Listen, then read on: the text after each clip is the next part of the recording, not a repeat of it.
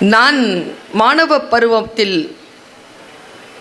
இங்கே வாணியம்பாடிக்கு கவிக்கோ அப்துல் ரஹ்மான், ஐயா அப்துல் காதர், அண்ணன் பிரகாசம் அவர்கள் அனைவரும் நான் 16-17 வயதில் இருக்கின்ற காலகட்டத்திலேயே எனக்கு மேடை அமைத்து தமிழ் பேச வாய்ப்பு தந்திருக்கிறார்கள். அந்த பெருமக்களில் இன்றைக்கு அண்ணன் பிரகாசம் அவர்கள் வாணியம்பாடி முத்தமிழ் மன்றத்திலிருந்து வந்திருக்கிறார். அவருக்கு என் வணக்கம். மேடையில் திருப்பத்தூரின் மேனாள் பேராசிரியர் தமிழ்ச்செம்மல் முனைவர் ரத்தின நடராஜன் அவர்கள் அமர்ந்திருக்கிறார். நான் மாணவ பருவத்தில் இருந்து பார்த்து வியக்கின்ற ஒரு பெருந்தகை. அவருக்கு 90 அகவைக்கு மேல் இருக்கும் என்று நான் நம்புகிறேன். 94. இந்த வயசில் இப்படி இருப்போமாங்கிறது வேற. முதல்ல இந்த வயசு வரைக்கும் இருப்போமா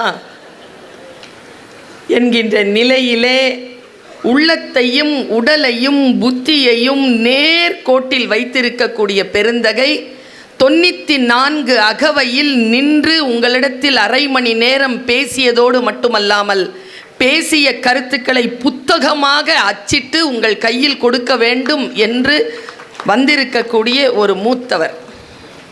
அவருக்கும் என் வணக்கம். பிரமுகர்கள், பத்திரிகை நண்பர்கள், தொழில்நுட்ப கலைஞர்கள், சான்றோர்கள் எல்லோரும் கூடியிருக்கின்ற அவை. இவர்களை எல்லாம் மையமிட்டு அமர்ந்திருக்கக்கூடிய என் உயிரினும் மேலான தமிழ் உறவுகள், உங்கள் அத்துணை பேரையும் வணங்கி மகிழ்ந்து வாசிப்பு எனும் சிறகு என்கின்ற தலைப்பில் உங்களோடு சில நிமிடங்கள் சிந்திக்கலாம் என்று வந்திருக்கிறேன். என்ன நிறைய பேர் நான் பேசிகிட்டு இருக்கிறத நிதானிக்கிறதுக்கு காரணமே, நிறைய பேர் என்னை இதில் ரெக்கார்ட் பண்ணிகிட்ருக்கிறீங்க, சுவிட்ச் ஆஃப் பண்ணிவிடுங்க. ஒரு அரை மணி நேரத்தில் யூடியூப்பில் வந்துடும். என்னை இதுவரைக்கும் இதில் தானே பார்த்துருக்குறீங்க. நேரில் வந்திருக்கல்ல, புயல் கடந்து வந்திருக்கல்ல, பல 100 கிலோமீட்டர்கள் உங்களுக்காக பயணம் செய்து நேரில் வந்து பேச வேண்டும் என்று வந்திருக்கிறேன். உங்களுக்காகவே வந்திருக்கிறேன். உட்கார்ந்து முழுமையாக நான் பேசுவதை கேட்டுக்கொள்ளுங்கள். வேறு யாருக்காகவும் இங்கே ரெக்கார்ட் பண்ணுறாங்களேங்கிறதுக்காகவோ, நீங்கள் ரெக்கார்ட் பண்ணி யாருக்காவது, உங்களுக்காகத்தான் வந்தேன். வாசிப்பெனும் சிறகு இறகு என்று நான் தலைப்பு தந்ததற்கு பிறகு நிரம்ப யோசித்தேன். பெருமக்களே, இந்த தலைப்பை எப்படி நான் புரிந்து கொள்வது? நான் சரியாக புரிந்து கொண்டால் தானே உங்களுக்கு நான் சரியாக அதை கடத்த முடியும். வாசிப்பை நான் இறகு என்கிறேன். இந்த உலகத்தில் வானம் மிக மிக அற்புதமானது. உலக படைப்பிலேயே அதில் பறக்க வேண்டும் என்றால் நமக்கு இறகு போதாது, சிறகு வேண்டும். நான் சிறகு என்று சொல்லாமல் ஏன் இறகு என்று சொன்னேன் என்றால், சிறகுகள் பெற வேண்டும் என்றால் இறகுகளை கோர்த்து கொள்ள வேண்டும். இறகுகளினுடைய மொத்த தொகுப்பு தான் சிறகாக நமக்கு அமையும் என்பதனால் வாசிப்பு எனும் இறகு என்கின்ற தலைப்பில் நான் பேசுவதற்காக இங்கே வந்தேன். ஒரு 4-5 விஷயங்கள் மிக நுட்பமாக சொல்ல போகிறேன். இந்த 2 அண்ணன்மார்களும் கொஞ்சம் உட்காந்துக்கணும். மறைக்குதுன்ட்டு நிறைய பேர் எழுந்திரிச்சே போயிட்டாங்க. ஐயா உட்காந்துருங்க, நீங்கள் நிறைய பேரை மறைக்கிறீங்க.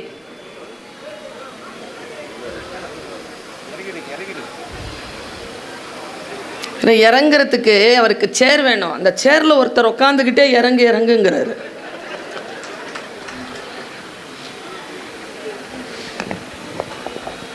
வாசிப்பை நான் இறகு என்று சொன்னேன். வாசிப்பு என்பது புத்தக வாசிப்பா,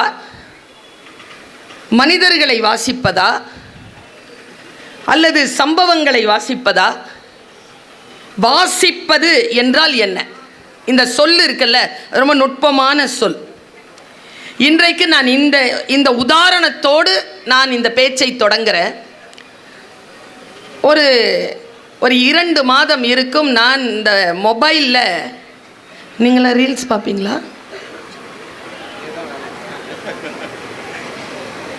நானும் பார்ப்பேன். ஆனால் 15 நிமிஷம்தான் பார்ப்பேன் ஒரு நாளைக்கு. அதுவும் தூக்கத்துக்கு முன்னாலாம் பார்க்க மாட்டேன். பயணத்தில் நேரம் இருந்தால் பார்ப்பேன். ஓய்வாக இருக்கின்ற நேரத்தில் நான் மொபைல் பார்ப்பதில்லை.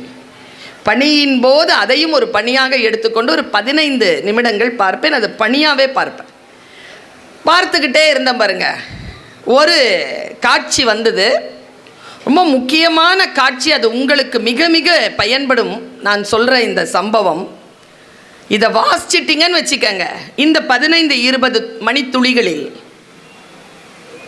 நான் சொல்லுகின்ற ஒவ்வொரு கருத்தும் ஒரு இறகு வாங்கி வச்சுக்கோங்க. நீங்கள் சிறகடித்து பறப்பதற்கு, உங்கள் சிறகை வடிவமைப்பதற்கு அந்த இறகுகள் பயன்படலாம். வாங்கி வைத்துக் கொள்ளுங்கள். முதல் இறகு, ஒரு அம்மா ஒரு பெரிய பாத்திரத்தை பிடிச்சிக்கிட்டு, இந்தா பிடி அப்படின்ட்டு உங்கள் வயசில் இருக்கக்கூடிய ஒரு பிள்ளைய கூப்பிட்டா. அது அவங்க பொண்ணு, 15-16 வயசு இருக்கும் சார். அந்த பொண்ணு நேராக வந்து புடி அப்படின்ட்டு அந்த பாத்திரத்தை, சூடாக இருக்கு கவனமாக புடிங்கிறாங்க அவங்க அம்மா. அந்த பொண்ணு என்ன பண்ணுது, இப்படி நீட்டுச்சு. அவங்க அம்மா சொல்கிறாங்க, சூடாக இருக்கு இப்படி புடினாங்க. மறுபடியும் இப்படியே நீட்டுச்சு. அப்புறமா இன்னும் கொஞ்சம் குரல் உயர்த்தி, அறிவில்லை இப்படி புடினாங்க. மறுபடியும் இப்படியே பிடிச்சிது. அந்த அம்மா என்ன பண்ணுச்சு தெரியுமா?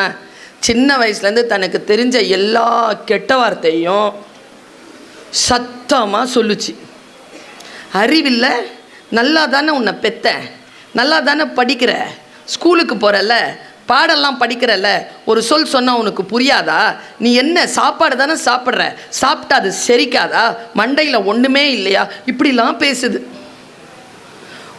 அவ்வளோ நேரம் அது பேசினதுக்கு அப்புறமா அந்த பொண்ணு இப்படி பிடிக்குது.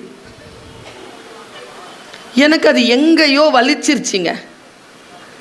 நான் இதை உங்ககிட்டையும் சொல்லிட்டேன். இப்போ எல்லாருமே அந்த குழந்தை மேலே தப்பு தானே சொல்வீங்க. 10 வாட்டி சொன்னால் புரியாமல் 11 வாட்டி திட்டுனா தான் புரியுதுன்னா அந்த பிள்ளைய எல்லாரும் கோச்சிப்பாங்க தானே. நான் அந்த குழந்தையின் நிலையிலிருந்து இந்த தலைப்பை அணுகுகிறேன். ஒரு வாட்டி சொன்னால் ஏன் புரியல தெரியுமா? ஏன் புரியல தெரியுமா? இப்போ நான் பேசிகிட்டு இருக்கிறேன், யாரோ எழுந்திரிச்சு போகிறாங்க, பேசுகிறத விட்டுட்டு அவங்கள வேடிக்கை பார்த்துட்டு திரும்பினீங்கன்னா நான் சொல்கிறது புரியாது. லிங்க்கு கட்டாச்சுன்னா புரியாது. உதாரணத்துக்கு சொல்கிறேன். இப்போ நான் பேசிக்கிட்டு இருக்கிறேன்னா, மேடையில் யாராவது ஒருத்தர் வந்து நம்ம சென்னா கேசவன் சார் காதில் ஏதோ ஒரு விஷயத்த சொல்கிறாருன்னு வச்சுக்கோங்க. அங்கேருந்து வரவங்களை வேடிக்கை பார்ப்பீங்களா? நான் இங்கே பேசிகிட்டு இருக்கிறேன், காதில் ஏதோ சொல்வாரா? என்ன சொல்லியிருப்பார்? அவருக்கு என்ன சொன்னாருன்னு நம்ம சாவர வரைக்கும் சென்னா கேசவன் நம்மகிட்ட சொல்ல போகிறதில்ல. ஆனால் கவனம்லாம் அங்கே தான் இருக்கும். நான் இங்கே மைக் போட்டு கத்திக்கிட்டு இருக்கிறேன், அங்கே கவனம் இருக்காது. எங்கே கவனம் இருக்கிறதோ அந்த சொல் செல்லும், எங்கே கவனம் இல்லையோ அந்த சொல் செல்லாது. வாசிப்பிலும் விளையாட்டிலும் உங்கள் கவனம் முழுமையாக இல்லை என்றால் வாசிப்பு செல்லாது, விளையாட்டு செல்லாது. கவனத்தை முழுமையாக வைக்கும் ஒரு இடம் வாசிப்பு, ஒரு இறகு.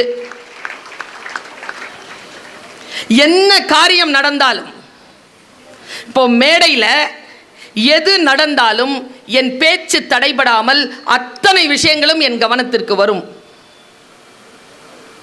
ஏன் தெரியுமா? நான் புத்தகம் வாசித்து பழக்கப்பட்டு இந்த ப்ராசஸை, இந்த மைண்டை செதுக்கி வச்சிருக்கேன். எதுவுமே மிஸ் ஆகாது. அப்சர்வேஷன் ஆங்கிலத்தில் சொல்லுவாங்க, கவனம் என்று நாம் சொல்லுவோம். நல்லா படித்து முதல் மார்க் வாங்குற பொண்ணுக்கும் மார்க் வாங்கணும்னு விரும்புகிற பொண்ணுக்கும் நடுவில் இருக்கக்கூடிய வித்தியாசமே இந்த கவனம் தான். யார் ஒன்றை முழுமையாக கவனித்துக் கொள்கிறோமோ அவர்கள் இறகு பெறுகிறோம். இன்றைக்கு காலையில் ஒரு வாட்ஸ்அப்பில் ஒரு செய்தி எனக்கு வந்தது. தினம் ஒரு நிமிட செய்தின்னு சொல்லிட்டு சுபவீர பாண்டியன் அவர்கள் அனுப்புவார். நேரம் இருக்கின்ற பொழுதெல்லாம் நான் அந்த தகவல்களை தெரிந்து கொண்டு அந்த தகவல்கள் சரியாக இருக்கின்றனவா என்று நான் ஆவணங்களை தேடி அதன் பிறகுதான் அதை ஒப்புக்கொள்வேன், அது யாராக இருந்தால். இன்றைக்கு வந்த ஒரு செய்தி குழந்தைகளை நான் அப்படியே நிறுத்தி ஃப்ரெஷ்ஷான ஒரு செய்தியை நான் சொல்கிறேன் பாருங்க. புத்தர் ஞானம் பெற்ற மரம் எது?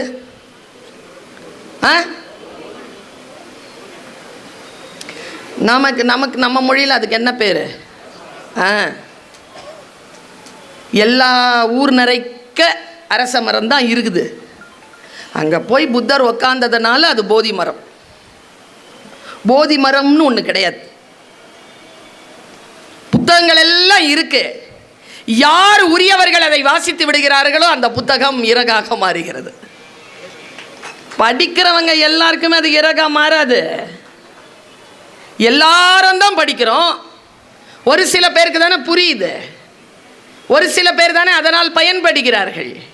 பாருங்க, ஒரு வார்த்தையை, ஒரு கவிதையை, ஒரு கட்டுரையை, ஒரு சிலபஸை, ஒரு சப்ஜெக்டை எப்படி நீங்கள் வாசிக்கிறீர்களோ அப்பொழுதுதான் அந்த தன்மைக்கு ஏற்றவாறு அது இறகாகும்.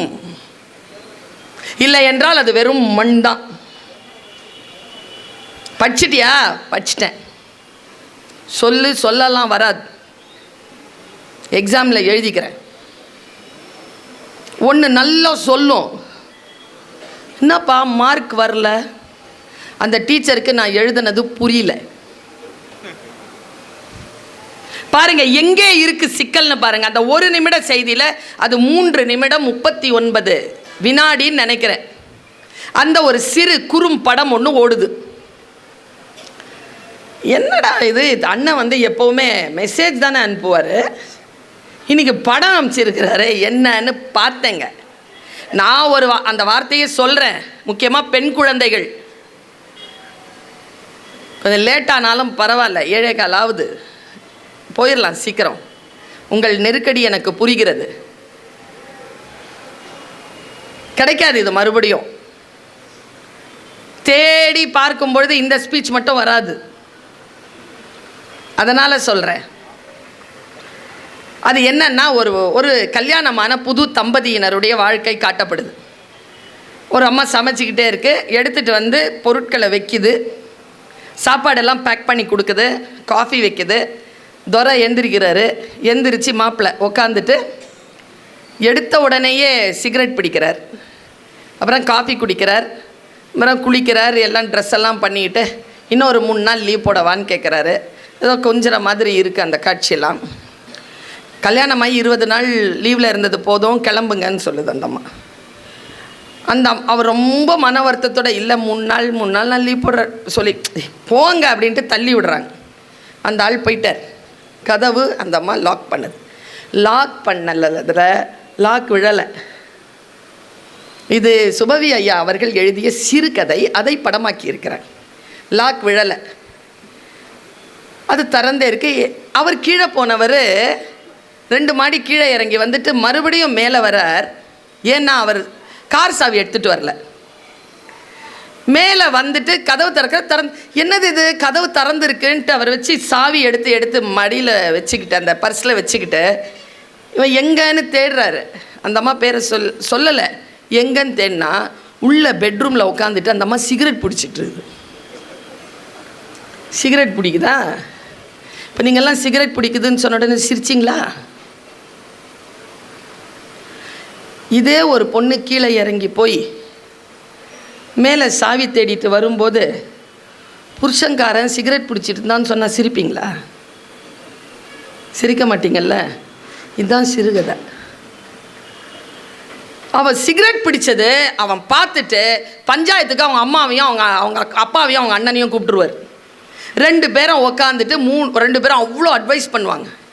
அட்வைஸ் பண்ணும்போது புருஷன்கிட்ட, அப்பாட்ட, அண்ணன்கிட்ட எல்லாம் கையிலையும் சிகரெட் இருக்கும். அவங்க 3 பேரும் சிகரெட் பிடிச்சிக்கிட்டு தான் இவகிட்ட பஞ்சாயம் பேசிகிட்டு இருப்பாங்க.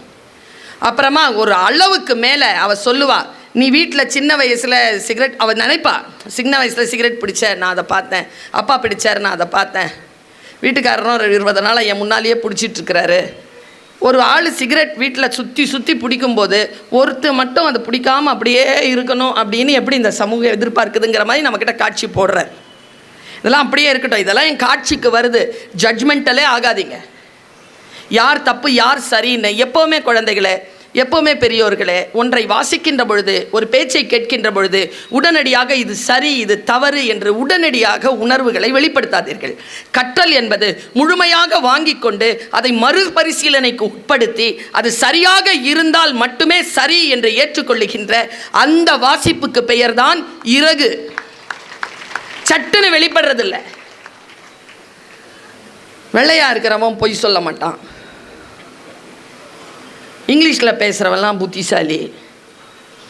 நானும் அப்படி தான் நினச்சிட்டு இருந்தேன். தந்தை பெரியாரை படித்தேங்க. ஏதோ ஒரு கட்டுரையை படிக்கிறேன், அதில் சொல்கிறாரு,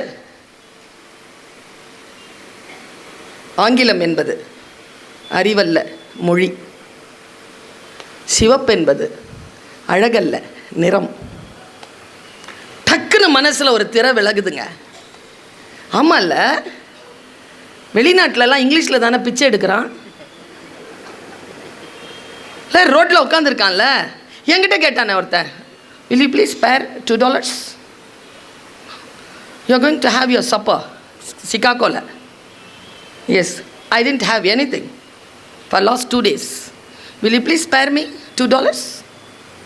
என்கிட்ட பிச்சை கேட்குறான், இங்கிலீஷு ஸ்டைல் இங்கிலீஷில். எனக்கு இங்கிலீஷ் தெரியாது, ஆனால் என் பர்ஸில் பாஸ்போர்ட்டோடு சேர்த்து $2000 வச்சுருந்தேன். எது அறிவு? எது அறிவு? மொழி அல்ல அறிவு. மொழியை எப்படி பயன்படுத்த வேண்டுமோ அப்படி பயன்படுத்தினால் அது அறிவு. பார்த்தேன்னா அந்த பொண்ணு என்ன பண்ணிச்சு, இதெல்லாம் வராதுங்க, சரி வராதுங்க. அந்த அந்த ஆள்கிட்ட அவன் ஒரே ஒரு கேள்வி கேட்பாங்க, பஞ்சாயத்து அப்படியே நின்று போயிடும். அந்த சிறுகதையில் என்ன சொல்வார்னா, அந்த அண்ணன் சொல்வார், என்னங்க போட்டோங்க அப்படின்னு சொன்ன உடனே அவன் ஒரே கேள்வி திருப்பி கேட்பான், இதுவே உன் பொண்டாட்டி சிகரெட் பிடிச்சா அப்படின்னோட அவன் முகம் அப்படியே இருக்கும். அடுத்த ஷாட், அவள் வெளியில் கிடன்னு ரோட்டில் போவா, ஒரு பெட்டி கடைக்கு போவா, ஒரு சிகரெட் வாங்குவா, எடுத்து ஒரு தூணுக்கு பின்னால் நின்று சிகரெட் பற்ற வச்சு சிகரெட் பிடிப்பான். சிகரெட் பிடிச்சிட்டு இருக்கும் பொழுது பக்கத்தில் இருந்த ஒருத்தன் வந்து சிகரெட் வாங்குறவன் சொல்லுவான், காலம் பாரு எவ்வளோ கெட்டு போச்சு, கலிகாலம், பொம்பளைங்கள்லாம் சிகரெட் பிடிக்குது. அப்போ அந்த பொண்ணு வந்து ஒரு டைலாக் சொன்ன மாதிரி ஒரு டைலாக் தான் முடியுது அந்த சிறுகதை. நீ சிகரெட் பிடிச்சா உடல்நலக்கேடு, நான் பிடிச்சா ஒழுக்கக்கேடா அப்படின்னு முடியும். இப்போ நாம் எல்லாருமே கை தட்டணும்ல, ஏன் கை தட்டணும்னு சொல்லும். இப்போது பொம்பளைங்களை சிகரெட் பிடிங்கிறீங்களா, அவள் பிடிச்சது சரிங்கிறீங்களா?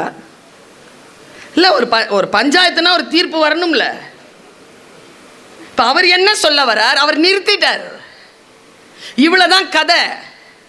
இப்போ பொம்பளை பிள்ளைங்களாம் என்ன செய்கிறோம், அவங்க சிகரெட் பிடிச்சா எப்படி அது சமூக நலக்கேடுன்னு இல்லையோ, நான் பிடிச்சாலும் அது உடல் நலக்கேடு தான், சமூக கேடு இல்லைன்னு ஒரு முடிவுக்கு வர்றது ஒரு வகை. சிகரெட் பிடித்தால் வரும் உடல் நலக்கேடு, அந்த உடல் நலக்கேடு மட்டும் அல்ல விஷயம். 49 விழுக்காடு தான் உடல் நலக்கேடு. யார் சிகரெட் பிடித்தாலும் அது 51 விழுக்காடு சமூக கேடாக வந்து சேரும் என்று யார் நினைத்து கொள்கிறோமோ அப்பொழுது இந்த சிறுகதை நமக்கு புரியும். பல நேரங்களில் விடுதலை சுதந்திரம் என்கின்ற பொருண்மையில் ஆண்கள் செய்யக்கூடிய அத்தனை கேடுகளையும் பெண்கள் செய்தால் போதுமானது என்கின்ற புரிதலை எனக்கு இந்த 3 நிமிட படம் எனக்கு ஒரு இறகை தருகிறது. ஆம், நான் மகன் வளர்த்து கொண்டிருக்கிறேன். என் வீட்டில் மகள் இல்லை. மகன் வளர்க்கின்ற பொழுது ஒரு ஒழுக்கத்தை ஒரு பெண்ணுக்கு இந்த சமூகம் எதையெல்லாம் சொல்லி கட்டுப்பாடாக வளர்க்கிறதோ அதே கட்டுப்பாட்டை நான் ஒழுக்க ரீதியாக என் மகனுக்கும் தர வேண்டும் என்கின்ற கடமையை இந்த சிறுகதை எனக்கு தந்தால் என் வாசிப்பு அது சிறகாக மாறும். ஒன்றும் இல்லை, மகாபாரதம் நடந்துச்சா? நான் ஏன் வாசிக்கிறேன்? இங்கே இருக்கிற எல்லாருக்கும் தெரியும்ல நான் எந்த மதத்தை சார்ந்தவள்னு. ஆனால் நான் பைபிள் பேசுகிறேனா? நான் பகவத்கீதை பேசுகிறேனா? நான் தேவார திருவாசகங்கள் பேசுகிறேனா? நான் தந்தை பெரியார் பேசுகிறேனா? நான் அறிவர் அம்பேத்கர் பேசுகிறேனா? ஏன் பேசுகிறேன்? நான் அதில் எந்த அரசியலும் பேசுவதில்லை. அதிலே இருக்கக்கூடிய கோடான கோடி மக்களுக்கு எது நன்மை தருமோ அந்த நன்மையான விஷயத்தை எடுத்து அதை ஒரு என் இறகிலே, என் சிறகிலே ஒரு இறகாக போட்டுக்கொள்கிறேன். வாசிப்பதற்கு மதம் தடை இல்லை. பாருங்க, பகவத்கீதையில் ரொம்ப முக்கியமான அந்த மகாபாரதத்தில் நடந்த மிக முக்கியமான ஒரு கட்டம். எனக்கு நீங்கள் வாசிக்கிறதுக்கு ஒரு விஷயம் கொடுத்துட்டீங்கன்னு வச்சுக்கோங்களேன், அதான் என்னுடைய என்டர்டெயின்மெண்ட். இப்படி இருக்கிறது எவ்வளோ வசதி தெரியுமா மேடம்? நம்புறீங்களா இல்லையா? வாசிப்பை என்டர்டெயின்மெண்ட்டாக மாற்றுறது. என்ன என்ன விஷயம்னு மட்டும் சொல்கிறேன். நான் கல்லூரியில் பேராசிரியர், இப்போது தமிழ்ச்சங்கத்தின், உலக தமிழ்ச்சங்கத்தின் துணைத் தலைவர். எனக்கு சம்பளம் கிடைக்குது, ஓகேவா? ஆனால் நான் இதுக்கு ரொம்ப எல்லாம் படிக்க வேணாம், இனிமேல் படிக்க வேணாம். எனக்கு நான் படித்து முடிச்சிட்டேன், எனக்கு வேலை கிடச்சிச்சு, நான் மாத சம்பளம் வாங்குகிறேன், நான் வேலை செய்யலாம், அவ்வளோதான். நான் ஏன் படிக்கிறேன்? ஏன் தெரியுமா? என் சம்பளம் என்பது பிரெட்டு, பசிச்சா ரொட்டி இல்லை சோறு. நான் பேசுகிறேன்ல, படித்து பேசுகிறேன்ல, நீங்கள்லாம் என் பேச்சுக்காக காத்திருக்கிறீங்கள்ல, அது என்ன தெரியுமா? அதுதான் அந்த சோறை மிக ருசியாக சாப்பிடுவதற்கான வெஞ்சனத்தை எனக்கு தருகிறது. ஒரு அந்த பிரெட்டை சாப்பிட்றதுக்கான க்ரீம் வாசிப்பு தருது எனக்கு. என்னை கூப்பிட்டு பேச வச்சு அனுப்புறதுக்கு சம்பளம் இருக்குது தெரியுமா? அது நான் மாதம் மாதம் வாங்குகிற அரசாங்கம் கொடுக்குற சம்பளத்தை விட கூடுதல். வாசிப்பு எனக்கு இறகுகளை சேர்த்து சிறகாக்கியதா?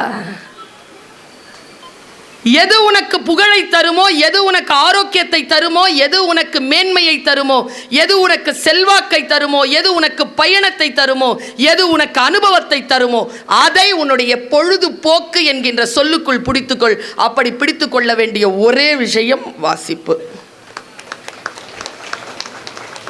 நிதானமாக படிக்கலைன்னா யார் சொல்றதும் புரியாது.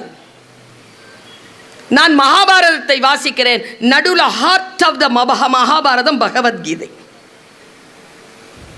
அதில் சிலருக்கு முரண் கருத்துக்கள் இருக்கலாம், நான் வாசித்து கொண்டே போகிறேன். எங்கே நடந்தது மகாபாரதம்? குருஷேத்ராவில். எப்போ பகவத்கீதை சொல்லப்பட்டது? அர்ஜுனன் ஆயுதங்களை கீழே போட்டுட்டான், அப்போ நடந்தது. விஸ்வரூபம் எடுத்து நின்று கிருஷ்ணர் பகவத்கீதை சொன்னாரு, நம்ம எல்லாருமே கேள்விப்படுறோம். ஜெயகாந்தன் தான் திரை விலக்கினார். என்ன திரை விலக்கினார் பாருங்க.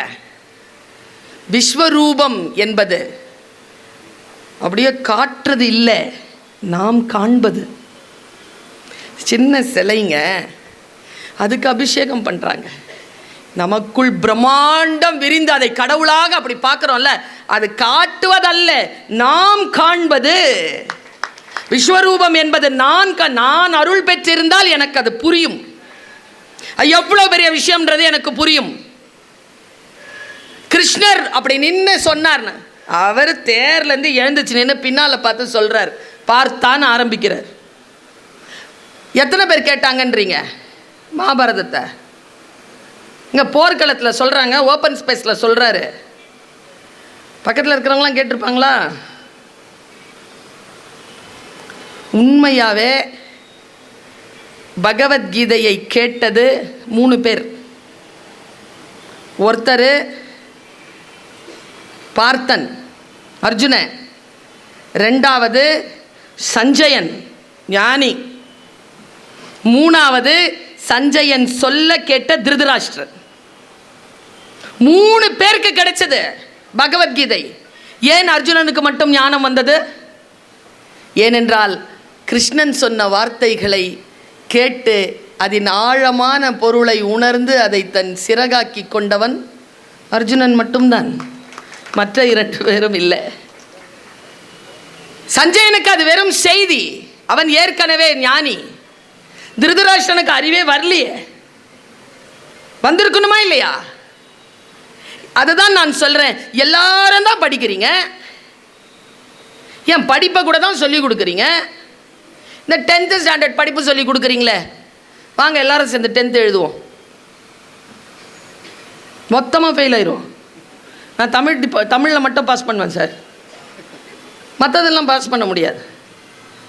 அப்படி என்றால் எந்த குழந்தை எதை மிக நேர்த்தியாக வாசித்து உள்வாங்கி அதை அப்ளை செய்கிறதோ, செயல்முறை திட்டத்தில் கொண்டு வருகிறதோ, அந்த குழந்தை ஜெயிக்கும். சில பேர் சொல்லுவாங்க, ஏப்பா நான் அப்படி சொல்லலை, நீ தப்பா புரிஞ்சுக்கிட்ட சொல்லுவாங்களா? குற்றம் யாருது? யாருது? கேட்டவங்களுடையதா? எந்த மனதில் அழுக்கு இருக்கிறதோ அந்த மனம் குற்றமுடையது. மனம் வெளியில் தெரிவதில்லை என்பதுதான் மனித வாழ்க்கையின் ஆக அற்புதமான விளையாட்டு களம். இப்போ என்னை பற்றி என்ன யோசிச்சுட்டு இருக்கிறீங்கன்னு எனக்கு தெரியுமா? தெரிஞ்சால் நின்று பேச முடியுமா? இதெல்லாம் பேச வருது அப்படின்ட்டு ஒருத்தர் நினச்சிட்டு இருக்கலாம். சே எப்படி பேசுகிறாங்களே அப்படின்னு ஒருத்தங்க நினச்சிட்டு இருக்கலாம். என்னதான் இருந்தாலும் அவங்க இந்த பாயிண்ட் சொன்னாங்களே, அது சூப்பர், இதை கொண்டு போய் என் பையனுக்கு ஃபஸ்ட்டு சொல்லணும் அப்படின்னு ஒருத்தங்க நினச்சிட்டு இருக்கலாம். எதுவுமே என்னுடைய காதுக்கு கிளம்பாமல் நான் பாட்டுக்கு பேசிகிட்டு இருக்கேன்ல, அது இயற்கையின் அருள். அதை வாசிப்பதற்கான முயற்சியில் நான் ஈடுபட்டு அதை வாசித்து அதை தெரிந்து கொள்கிறேன் பாருங்க. ஒன்றும் இல்லைங்க, எனக்கு சில வாசிப்புகளில் சில கதவுகள் திறக்கின்றன. அந்த கதவுகளைத்தான் நான் மக்களுக்கு திறந்து காட்டுகிறேன். உதாரணமா ஒரு விஷயத்தை சொல்றேன். இப்ப சமீபத்தில் தெரிந்த ஒரு விஷயங்க.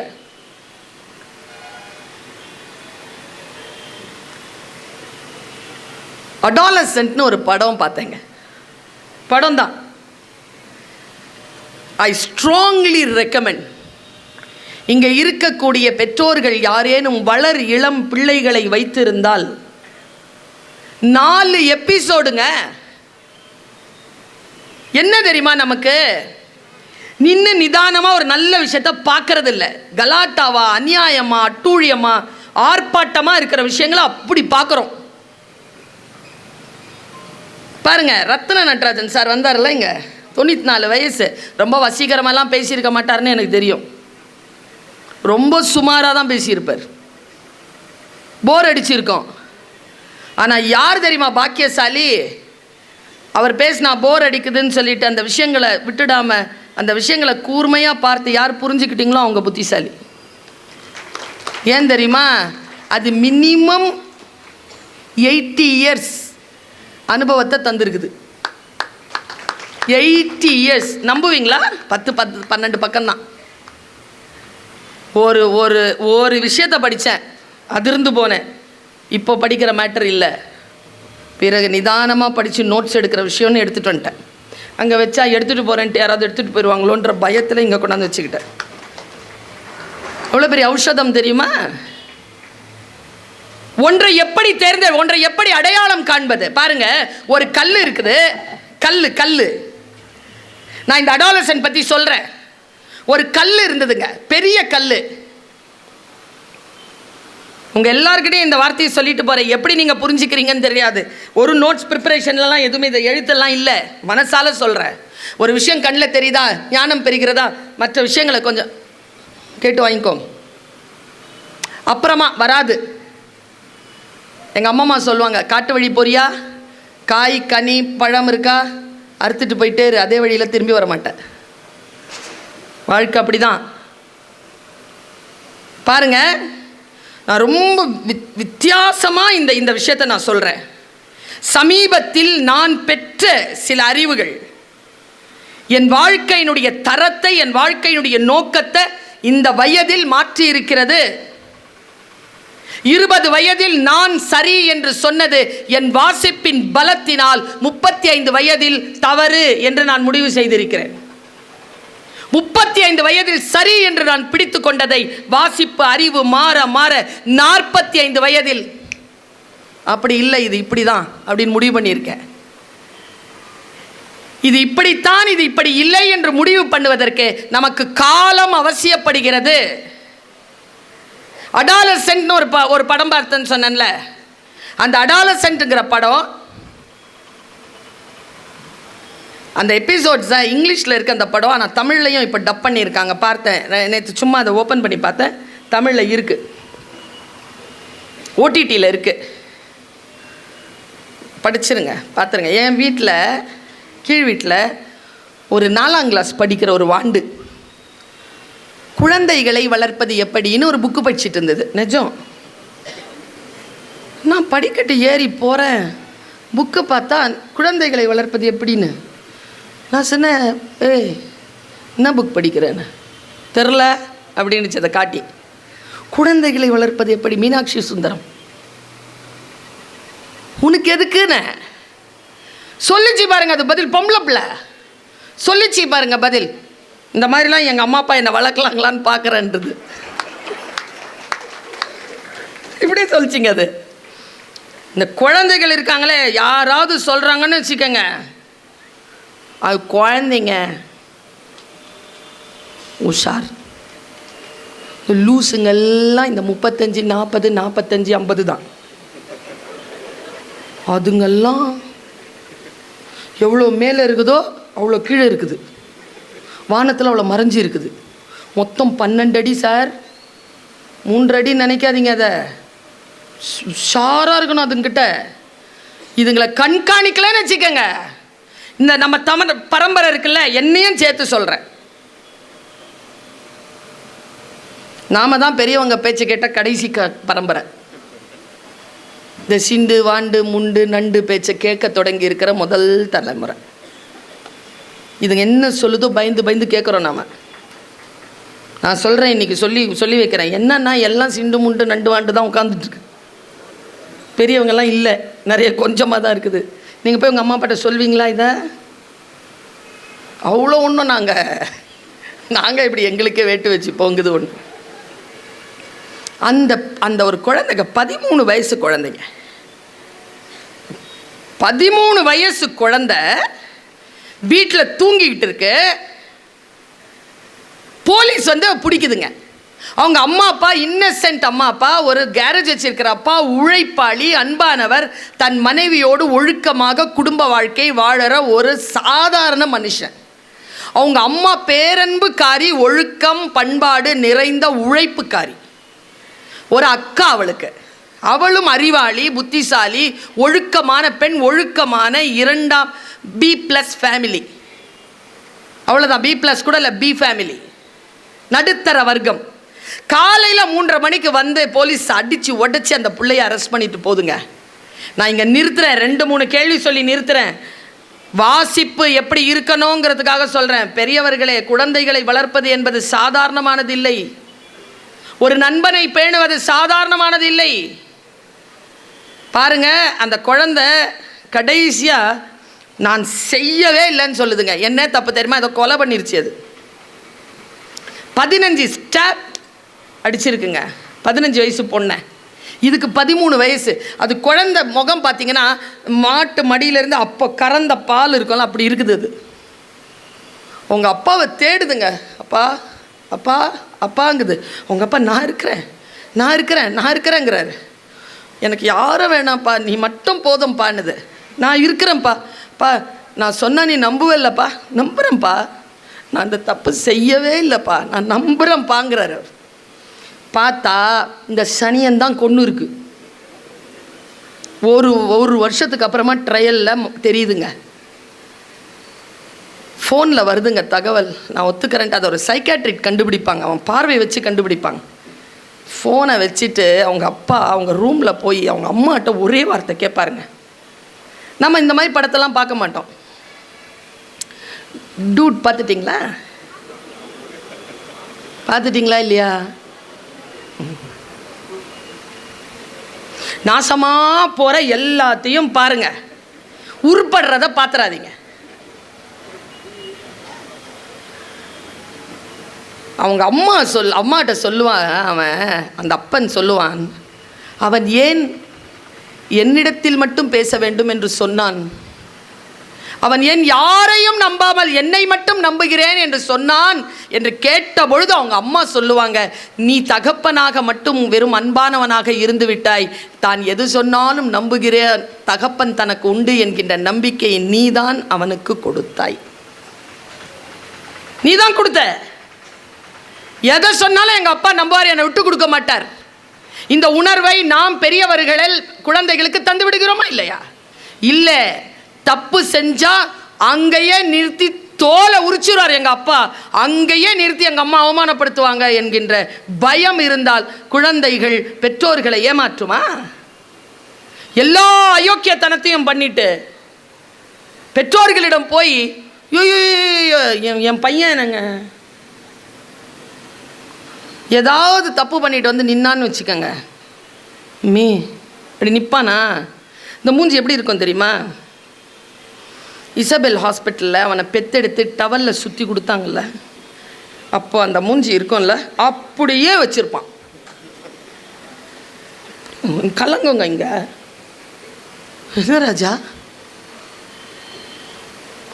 அந்த டீச்சர் சரியில்லைம்மா, மாற்றிடுவோண்டா. எதை? டீச்சரியா? ஸ்கூலை? கடைசி அந்த தகப்பன் சொல்லுவார், ஒரு விஷயம் சொல்லுவார், அப்பா அந்த குழந்தையினுடைய அதாவதுங்க, பிள்ளைகளின் மீது பிழை இல்லை, பெற்றோர்கள் எதை வாசிக்க மறந்து போனோம். அந்த குழந்தையினுடைய அந்த சின்ன பொம்மையை கையில் எடுத்துக்கிட்டு அந்த அப்பா சொல்லுவார், நீ இரவு நேரங்களில் தாமதமாக வருவாய், அப்பொழுது நீ காரணங்களை சொல்வாய், நான் நம்பி உன்னை பரவாயில்லை 12 வயது தானே என்று தலையை தடவி உள்ளே அனுப்புவேன். உள்ள 1 மணி வரைக்கும் லைட் எரியும், யாரோடையும் பேசிகிட்டு இருப்பேன், என்னடா சத்தம் உடனே லைட்டெல்லாம் ஆஃப் பண்ணிட்டு தூங்கின உடனே கீழ்ப்படுகின்ற குழந்தை என்று நினைத்து விட்டேன். எனக்கு பின்னால் குற்றவாளியாக நீ உன்னை உருவாக்கி கொண்டிருக்கிறாய் என்பது தெரியாமல் உன்னை வளர்க்க, உன்னை வழிகாட்ட தவறிவிட்டேன். என் மகனே, இந்த அப்பனை மன்னித்து விடு, என்னை மன்னிப்பாயா என்று சொல்லி முடியும் அந்த படம். குழந்தைகளை வளர்ப்பது என்பது அவர்கள் மீது அன்பு செலுத்துவது அல்ல, அவர்களை கண்டிப்புடன், பண்பாட்டுடன், மரபு சார்ந்த விஷயங்களுடன் வளர்ப்பதுதான் ஒரு பெற்றோரின் கடமை என்பதனை அந்த படம் எனக்கு சொல்லுகின்ற பொழுது எனக்கு என் சிறகிலே ஒரு இறகு விழுகிறது. யோசித்து பார்த்தால் இந்த உலகம் அவ்வளவு ஒன்றும் சிறப்பானதாக இல்லைதான். என்ன செய்வது? ரொம்ப யோசிச்சாராம் சென்னா கேசவன் சார், எனக்கு என்ன புக்கு கொடுக்குறதுன்னு. கடைசியாக ஒரு ராமாயணம் புக்கை கொடுத்துருக்கிறார். அதானா சார்? அதான் நான் உனக்கு நீங்கள் ரெக்கமெண்ட் பண்ணது. ஆஃபீஸில் வந்து பார்க்குறவங்கள சின்ன வயசுலேருந்து கம்பராமாயணத்தை எந்த உரையும் இல்லாமல் வைமுகோ உரை மட்டுமாக வைத்துக்கொண்டு வெறும் பாடல்களை கேட்டு கேட்டு மனனம் செய்து அதில் பெரியவர்களுடைய சொற்றாடலை கேட்டு கேட்டு படித்து வளர்கின்றவள் நான். எனக்கு புத்தகம் கொடுக்கின்ற பொழுது கொஞ்சம் அதான் சர்ச்சில் சொல்லுவார், ஆப்ரஹாம் லிங்கன் கூட சொல்லுவார், இதுவரைக்கும் நான் வாசித்தே இராத ஒரு அற்புதமான புத்தகத்தை எவன் ஒருவன் எனக்கு தருகிறானோ அவன்தான் எனக்கு சிறந்த நண்பன். அதனால் அதை நான் தரமாட்டேன், இதைவிட சிறப்பான புத்தகம் என்று நீங்கள் ஏதேனும் கருதினால் எனக்கு இன்றைக்கு நான் போவதற்குள் எனக்கு தாருங்கள். புத்தகங்கள் குழந்தைகளை, புத்தகங்களை வாசிக்கின்ற பொழுது நான் மனிதர்களை புரிந்து கொள்கிறேன். ஆபத்து இல்லாமல் நான் என்னை நானே பாதுகாத்துக் கொள்கிறேன். என் வாழ்க்கையில் நான் அடுத்த கட்டத்தில் எப்படி வளர்வது என்பதனை நான் புரிந்து கொள்கிறேன். பென்சிலில் இருந்து இப்படி டிக்ளேர் பண்றேங்க, நான் டிக்ளேர் பண்றேன். நான் பென்சிலில் இருந்து ஆரம்பித்த என்னுடைய வாழ்க்கை, ஒரு பிடி டீச்சராக ஆரம்பித்த பர்வின் சுல்தானாவின் வாழ்க்கை இன்றைக்கு தமிழ் வளர்ச்சி துறையின் கீழ் இயங்குகின்ற உலகத் தமிழ் சங்கத்தின் துணைத் தலைவர் இயக்குனராக கிரீன் பென்னுக்கு மாறி இருக்கு என்றால் அதற்கு காரணம் என் புத்தக வாசிப்பு. நான் வாசிக்கிறேன், வாசிக்கின்ற பொழுதெல்லாம் புரியவில்லையா, கொஞ்சம் நேரம் தருகிறேன். யாருக்கு? எனக்கல்ல, அந்த புத்தகத்திற்கு. இரு, நான் உன்னை வாசிக்கலைன்னா நீ ஜெயிச்சிருவ.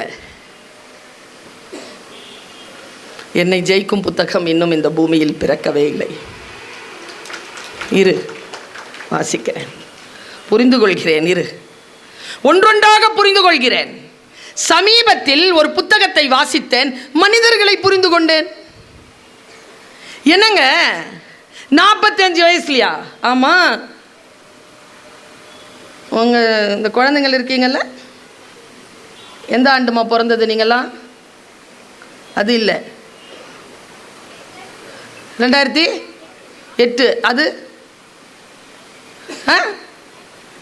2012 காரு.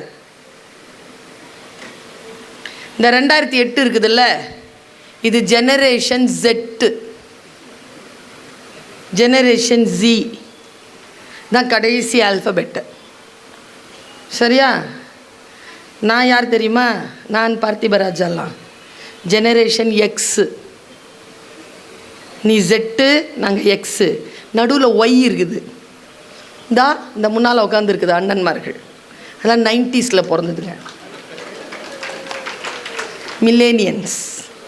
மில்லேனியன்ஸ் ஒய். நாங்கள் 64 தொடங்கி 80க்குள்ளே முடிக்கிறவங்கெல்லாம் ஜெனரேஷன் எக்ஸு.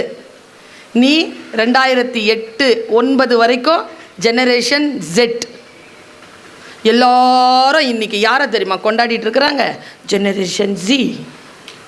ஜெனரேஷன் Z என்ன இப்போ ஜெனரேஷன் Zக்கு என்ன? எங்களுக்கு கிடைக்காத எவ்வளோ வசதி கிடைச்சிருச்சா? எங்களை விட ஒழுங்காக முன்னேறி காட்டுங்க. ஐ எம் ஒன்லி 20 ஒன்று. நான் சொன்னேன், எதுக்கு நீ இதை சொல்கிற? நான் வர்மக்கலையில் மிகப்பெரிய அவார்டு வாங்கியிருக்கேன். I am only 20. எத்தனை வயசில் கற்றுக்கிட்டேன்? 5 வயசுலேருந்து கற்றுக்கிறேன். 15 வயசு வரை 15 வருஷம் கற்றுக்கிட்டு இருக்கிற. என்ன பெருமை உனக்கு? டாக்டர் கலைஞர் அவர்கள் தன் வாழ்க்கையில் வீட்டை விட்டு புறப்பட்டு வெளியில் தன் வாழ்க்கை அடையாளத்தை தேட கிளம்பும் பொழுது அவருக்கு வயது 13. தன் வாழ்க்கையின் அரசியல் கொள்கைகளை புரிந்து கொண்டு அரசியலில் கால் பதித்த பொழுது அவருக்கு வயது 16. நீங்கள்லாம் ரொம்ப சின்ன வயசுலாம் கிடையாது. 18 வயசு ஆன உடனே நாட்டின் தலைவரை தேர்ந்தெடுக்கிறீங்க. குழந்தைங்களா இன்னும்? நீ ஒன்றும் ரொம்ப யோசிக்காத பாப்பா. நான் ஜெனரேஷன் Z. ஜெனரேஷன் Z என்ன தெரியுமா வித்தியாசம் உங்களுக்கு? மில்லேனியன்ஸ் வரைக்கும் பாவங்க. ஜெனரேஷன் Z கிட்ட இருக்கிற சிக்கல் சொல்கிறேன் பாருங்க. நான் அவங்க அதை ஒத்துக்குவாங்க. நாங்கள்லாம் பார்த்திபராஜா உட்பட நான் மூத்தஞ்சு. அது அவ்வளோ ஒன்றும் மூத்த இல்லை. அவங்க எங்களோட பேசுகிறதுக்கு பயப்படுவாங்க. கேட்டு பாருங்க. நாங்கள் சீனியர்ஸில் அவ்வளோ சீக்கிரம் வந்து பேசிட முடியாது. பார்த்திபராஜெல்லாம் கிட்டே வர மாட்டேன். ஒரு சின்ன மரியாதை இருக்கும். இப்போ ஃபைனல் இயர் கிட்ட போய் ஃபஸ்ட் இயர் நிற்க மாட்டேங்குது. ஃபைனல் இயர் வந்து ஃபஸ்ட் இயர் கிட்ட நிற்குது. என்னையும் சேர்த்துக்கோ. அது ஓப்போ போ அப்படிங்குது. நீ அக்கா போ அப்படிங்குது. இப்படி சொல்கிறியா? ஜெனரேஷன் Z தூக்கி சாப்பிட்றதுக்கு வந்துருச்சு. 2010க்கு அப்புறமா பிறந்தது ஜெனரேஷன் ஆல்ஃபா. அவங்க சும்மா சின்னதாக உட்காந்துட்டு இருக்குதுங்க. 10th 9th அப்படி உட்காந்துட்டு இருக்குதுங்க. வரும் இன்னும் 4 வருஷத்தில். நான் சொல்லுகிறேன், ஜெனரேஷன் Z குழந்தைகள் கிட்ட இருக்கிற வலைதள மோகம் ஜெனரேஷன் ஆல்ஃபா இடத்தில் இல்லை என்று ஆய்வு சொல்கிறது. Bright future. ஜெனரேஷன் ஆல்ஃபா வரும்போது பிரைட் ஃபியூச்சர். 25 வரைக்கும் ரொம்பலாம் யோசிக்காதீங்க நீங்கள் தான்ட்டு. 2025 ஜனவரியில் பிறந்துருச்சு. உங்களை ஜெயிக்கிறதுக்கு ஒன்று ஜெனரேஷன் பீட்டா. ஒரு ஜெனரேஷனை இன்னொரு ஜெனரேஷன் தூக்கி சாப்பிட்டுட்டே இருக்கு. ஆனால் ஒன்று சொல்லுகிறேன், நியாயங்கள் வேறுபடலாம், நீதி அறம் ஒருபோதும் வேறுபடாது. அது எந்த காலகட்டத்திற்கும் ஒன்றுதான். அதற்கு பெயர் அறம். அந்த அறம் தமிழ் மண்ணில் உண்டு. இப்ப சமீபத்தில் நான் ஒரு புத்தகத்தை வாசிக்கின்ற பொழுது ஒரு மனிதனுடைய இயல்பை எப்படி புரிந்து கொள்வது புரிஞ்சுக்கிட்டேங்க. அப்படியே சொல்லவா? நிறுத்தணுமா? பாங்குக்கு நிறுத்தணுமா? பேசலாமா? இப்போ சமீபத்தில் ஒன்று படிச்சுட்டு இருந்தேன். ரொம்ப யூஸ்ஃபுல்லான டிப்ஸு. எத்தனை பேருக்கு வேணும்? ரொம்ப யூஸ்ஃபுல். நான் சொல்லி முடிச்சிட்டேன்னா ஓகே, நேர் விருப்பம். ஒரு காட்டில் பெரிய வெள்ளம் வந்துருச்சாங்க. கவனமாக, ஒரு காட்டில் பெரிய வெள்ளம் வந்துருச்சான்.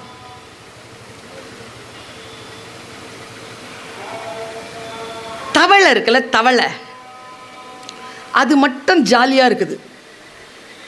ஏன்னா அதுக்கு நீந்தவும் தெரியும், நடக்கவும் தெரியும், பறக்கவும் தெரியும், துள்ளி போக தெரியும். அது 3 கெப்பாசிட்டிலையும் இருக்குது தவளை. ஒரு தேள் வந்து தண்ணியில் அடிச்சுக்கிட்டு வந்துட்டு தவளை பக்கத்தில் பொத்துன்னு விழுது. மூச்சு வச்சு வெளியில் வந்துட்டு, ஐயோ எவ்வளோ பெரிய வெள்ளம், ஆறா ஓடுது, நான் எப்படி போவேன் அப்படின்னு உளறிட்டே இருந்துச்சு. தவளை பார்த்துச்சு, கம்முன்னு இருந்தது. நல்லா தெரிஞ்சுக்கோங்க, நாம் எல்லாருமே தவளை தான். பக்கத்தில் வந்து உளறிச்சா, கம்முன்னு இருந்த உடனே, ஏய் என்ன நான் இவ்வளோ கஷ்டப்பட்டு பேசிட்டுக்க, நீ எங்கேயோ பார்த்துட்ருக்கிற. பஞ்சதந்திர கதையில் வருது இது. குழந்தைகளுக்கு கதை சொல்ல மறந்து போனோம் பெருமக்களே. கதைகள் வெறும் கதைகளுக்காக சொல்லப்படுவதில்லை. அதில் வரக்கூடிய தவளையும் தேளும் வெறும் மிருகங்கள் இல்லை, நாம தான் அந்த தவளை. இந்த பக்கத்தில் உட்காந்துக்கிட்டு புலம்பிகிட்டு இருக்குதுல்ல, அது யார் தெரியுமா? நம்மளை பெத்தது, நாம் பெத்தது, நமக்கு வந்து வாச்சது, வாச்சதுக்கெல்லாம் வாச்சது, வேலைக்கு சேரும்போது வந்து சேர்ந்தது, வந்து சேர்ந்ததுனால வந்து சேர்ந்தது. இது எல்லாம் தான் அந்த பக்கத்தில் உட்காந்துருக்குற தேள். அது சொல்லுது, உனக்கு தான் நீந்த தெரியும்ல, என்னை கூட்டிகிட்டு போய் ஆற்ற கடந்து விடு. நம்ம என்ன லூஸான? ஏய் போவியா? நீ கொடுக்க வச்சிருக்க, போடணுன்னா செத்துருவேன் நான் மாட்டேன். ஏய் நீ என்ன உண்மையாகவே லூஸு தான் நீ. நான் வந்து காப்பாற்ற சொல்கிறேன், நீ என்னை காப்பாற்றும் போது நான் உன்னை போய் கொல்வேனா? உன்னை கொன்னா நானும் தானே செத்து போவேன். நல்லா தெரிஞ்சுக்கங்க, தவளைகள் எப்பொழுதுமே யாரேனும் கன்வின்ஸ் செய்தால் கன்வின்ஸ் ஆகிவிடுகின்றன.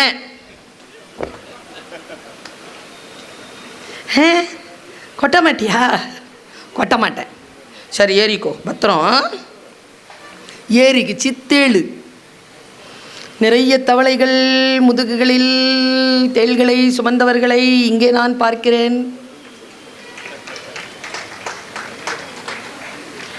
போச்சா நடு கடல்ல தழும்புது தண்ணி. தேள் கொடுக்க எடுத்துருச்சு. செத்தாலும் அடிச்சுட்டு தான் சாவர. உடனே தவளை சமாதானம் பேசுது, பயப்படாத. கரையில் இருக்கும்போது திமிரா எவ்வளோ வேணாலும் பேசியிருக்கலாம், சுமந்துட்டா திமிரா பேச முடியாது, சமாதானமாக தான் பேசணும். ஏன்னா அங்கே கொட்டிருச்சுன்னா நீ கவலைப்படாத, நான் நல்லபடியாக உன்னை கரை சேர்த்துருவேன். கரை சேர்க்கறதுக்கு தோங்க இங்கே இருக்குதுங்க கரை. போகும்போது மண்டையில் ஒரே போட்டுருச்சு. மண்டையில் உடனே விஷம் ஏறி அப்படியே கண்ணெல்லாம் ரெட் ஆகி சாவறதுக்கு உள்ள முழுகுது தண்ணியில் தவளை. நம்ம எல்லாம் சொல்கிறதே டைலாக்கை சொல்லுச்சு தவளை. நான் கேட்டேனா? நீ தானே வந்த, ஹெல்ப் தானே பண்ண, உதவின்னு தானே கேட்ட, நான் சரின்னு தானே சொன்னேன். உன் வாழ்க்கையில் நான் என்ன தப்பு பண்ண, உனக்கு என்ன கேடு பண்ண, நான் என்னை இப்படி செஞ்சிட்டியே அப்படின்னு சொல்லிட்டே மூழ்கிற தவளை கட்ட தேள் ஒரு வார்த்தை சொல்லிச்சு. நான் எனக்கு தவளை டைலாக் இல்லை, இறகு நான் கொடுப்பது. அது எல்லாருக்கும் நடக்கிறது தான். ஆனால் புரிய மாட்டேங்குது மூழ்கிற தவளைகளுக்கு. இந்த புரிகிற மேட்ரை தேள் சொல்லுச்சு. நான் சொல்லட்டுமா? எல்லா தேளும் தான் சொல்லுது, நமக்கு தான் புரிய மாட்டேங்குது. புரிஞ்சா இறகு என்ன சொல்லிச்சு தெரியுமா? கொட்டணும்னு கொட்டலை, கொட்டுறது என் இயல்பு. இதில் வந்த ஞானம் என்ன தெரியுமா தமிழ் உறவுகளை? கூட இருக்கிறது யார்?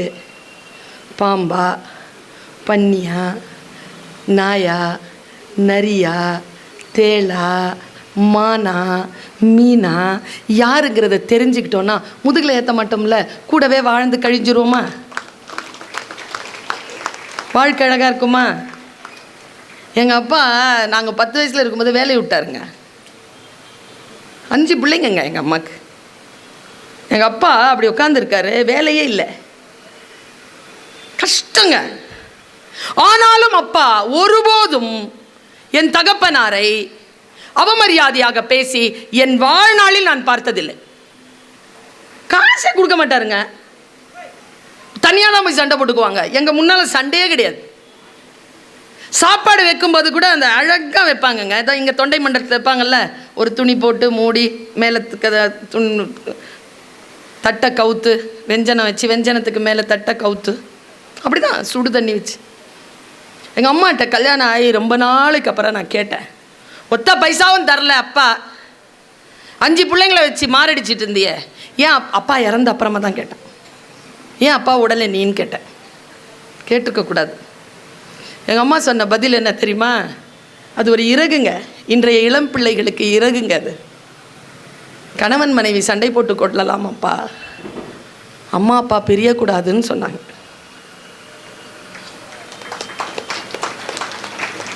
நான் என் கணவன் என் குழந்தைகளுக்கான தகப்பன், அவன் தன் கடமையில் தவறுகிறான் என்பதற்காக, என் 5 பிள்ளைகளுக்கு தகப்பன் இல்லாமல் நான் செய்ய முடியாது என்பதற்காக அப்பாவோடு சேர்ந்து நான் என் முழுமையான வாழ்க்கையை வாழ்ந்தேன் நம்ம சொல்லணும். யோசிச்சு பார்த்தால் வாசிப்பு என்பது முன்னால் இருக்கின்ற மனிதர்களினுடைய குரல், அதில் வருகின்ற வார்த்தைகள்.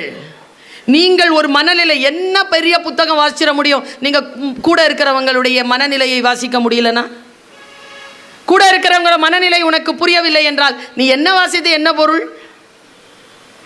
வாழ்க்கையை எப்படி நீங்கள் புரிந்து கொள்வது? எது கொடுத்தால் எது வந்து சேரும், எது சேரக்கூடாது என்றால் எதில் நாம் சேராமல் இருக்க வேண்டும்? அடிப்படையில் சில விஷயங்கள் நமக்கு புரிவதே இல்லை. புரியாத நிலையிலே நான் நேற்று இரவு நான் சேலம் வந்திருந்தேன். நேற்று இரவு சேலத்தில் பணியை முடித்துவிட்டு நான் இங்கே வந்திருக்கிறேன். நேற்று இரவு ஓஷோவுனுடைய அப்படி ஒரு கிளிப்பிங்ஸ் பார்த்தேன். ஒரு சொல் தாங்க, நல்லா தெரிஞ்சுக்கோங்க. அது எப்போ இறகா மாறுதுங்க, அது எப்போ உங்களுக்கானதான் நீங்கள் எடுக்கிறீங்க. என்டர்டெயின்மெண்ட்டாக சிரிக்கிறதுக்கு இல்லைங்க வாழ்க்கை. நம்ம மரபே என்ன தெரியுமா? நம்ம மரபே வாரத்தில் ஒரு நாள் கறி சோறு மரபுங்க. ஞாயிற்றுக்கிழமைனா கறி சாப்பிட்லாம். ஒரு நாள், வருஷத்துக்கு 2 பண்டிகை. 2 பண்டிகையும் காத்திருந்து வரும். உறவுகள் எல்லார் வீட்டுக்கும் போயிட்டு வந்துக்கிட்டு இருப்போம். இது நம்ம மரபு இல்லையா? மாறி போச்சே. இன்னைக்கு யாருமே யார் வீட்டுக்கும் போகிறது இல்லையே. முந்தானேத்துங்க சென்னைக்கு போகிறேங்க. நான் இதை சொல்லணும்னு தான் இருக்கிறேன். எது கட் பண்ணாலும் கட் பண்ணுங்க, இதை கட் பண்ணாமல் போடுங்க. ஃப்ளைட்டில் ஏறி இறங்கும் போதுங்க மணி 3ங்க, 1:30 மணி மதுரையிலேருந்து ஃப்ளைட் சென்னைக்கு 3 மணிக்கு வந்து பசி. 12:30 மணிக்கு போர்டிங், 11 மணிக்கு கிளம்பணும். எங்கேருந்துங்க மத்தியானம் சாப்பாடு? அது ஏர் இண்டியாவில் ஒரு பன்னு கொடுத்தாங்க, அது சாப்பிட முடியலைங்க. வச்சுட்டு தண்ணி மட்டும் குடிச்சிட்டு வண்டி எடுத்துகிட்டு 2 இட்லி சாப்பிட்டு போயிடலாம். ஏன்னா நேராக மீட்டிங்க்கு போகணும் 5 மணிக்கு. இட்லி சாப்பிட்டு போயிடலான்னு இட்லி சாப்பிட்றதுக்கு ஒரு கடையை நிறுத்துங்க வண்டினா, வண்டி நிறுத்துறதுக்கு இடம் இல்லை. வியாழக்கிழமை மத்தியானம் 3:40க்கு. சரி, இந்த கடையில் தான் நிறுத்துறதுக்கு வழி இல்லை, சரி அந்த கடையில் நிறுத்துங்கன்னா அந்த கடையில் தெரு வரைக்கும் அடைச்சிக்கிட்டு வெளியில் நின்றுட்டுருக்குறாங்க ஆர்டருக்கு, சாப்பாட்டுக்கு. சரின்னு நீங்கள் நம்புங்க, நான் சாப்பாடே இல்லாமல் மீட்டிங்கு போய் நின்னேன். ஏங்க அவசரத்துக்கு சாப்பிட்றதுக்கு தாங்க ஹோட்டலு. அத்தனை பேருக்குமா வாழ்க்கையில் அவசரம்? அன்னைக்கு கடையா திறந்து வச்சிருக்கிறீங்க, வீட்டில் ஒருத்தரும் சமைக்கிறது இல்லையா? எங்க போச்சுங்க நம்ம பண்பாடு?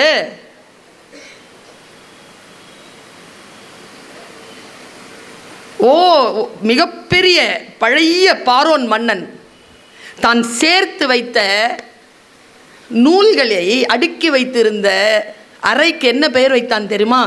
மன மருத்துவ நிலையம். புத்தகங்கள் அடுக்கி வைத்த அறைக்கு பார்வோன் மன்னன் வைத்த பெயர் மன மருத்துவ நிலையம். நான் சொல்லவா, நம் வீடுகளில் இருக்கும் அடுப்பங்கரைக்கு மருத்துவ நிலையம், மருந்தகம் என்று பெயர். அங்கே தான் நமக்கான மருந்துகளே தயாரிக்கப்படுகின்றன. நம் வாழ்க்கையில் நோய் இல்லாமல் இருப்பதற்கு, நம் கல்லீரல் சிறப்பாக இருப்பதற்கு நமக்கான உணவு தயாரிக்கப்படுகின்ற இடம் நம் வீட்டு சமையலறை தான். அது நம் மருந்தகம் என்று யார் நினைக்கிறோமோ அவர்கள் வாழ்க்கையில் வெல்கிறோம். வாரத்திற்கு ஒரு நாள் சாப்பிடுங்க, தப்பில்லை. ஒவ்வொரு நாளுமா சாப்பிடுவீங்க? 3 வேளை சாப்பிட்றீங்க எங்க? ராத்திரி 1 மணிக்குங்க அங்கே பிரியாணி சாப்பிடுவாங்க யாராவது?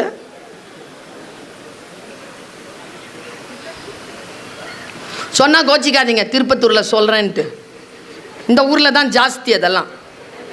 இங்கேருந்து அங்கே ஆம்பூர் வரைக்கும், மானியம்பாடி வரைக்கும் நோன்பு நேரத்தில் பார்த்து பிரகாஷை நான் வயிறறிஞ்சு போனேன். நான் கஞ்சி குடிச்சு உடம்பை சரி பண்ணுன்னு சொல்லிட்டு தந்த அன்னைக்கு மட்டும்தான் சாப்ஸாக தொங்குது. ஒரு கடைக்கும் இன்னொரு கடைக்கும் நடுவில் ஒரு செங்கல் கேப் இல்லை. 60 கடைகளையும் தீனி. எங்கே இருக்கிறது வாழ்க்கை? நான் அதனால தான் சொன்னேன் 94 இப்படி இருப்போமான்ட்டு. முதல்ல 94 வரைக்கும் இருப்போமான்னு கேட்டதுக்கு அதான் கேள்விக்கு காரணம் தான். ஒன்றும் இல்லை, நீங்கள் 3 மணி நேரம் உட்காருங்களேன் பார்ப்போம். பேசவே வேணாம். டாய்லெட் போகாமல், பாத்ரூம் போகாமல், 94 வயசில் எந்த பைப்பு கீப்பு எதுவும் வச்சிக்காமல் 94 வயசில் இப்படி 3 மணி நேரம் உட்காந்துருங்க பார்ப்போம். உட்காருங்க. Is a syllabus. உடல் ஆரோக்கியம். நீங்கள் நீண்ட காலம் வாழணும் ஐயா, நோய் நொடி இல்லாமல் வாழணும். நாங்கள் வாழ்த்துறோம். எங்களுக்கு நீங்கள் சிலபஸ். ஒரு விஷயத்தை நான் இப்படித்தான் புரிந்து கொள்கிறேன். ஒன்றை புரிந்து கொள்வதற்கான சூழல் அமைகின்ற பொழுது நான் சிலாகித்துக் கொள்கிறேன். எனக்குள் ஒரு தேன் துளி விழுகிறது. ஒன்று புரிகின்ற பொழுது ஒரு தேன் துளி விழுகிறது.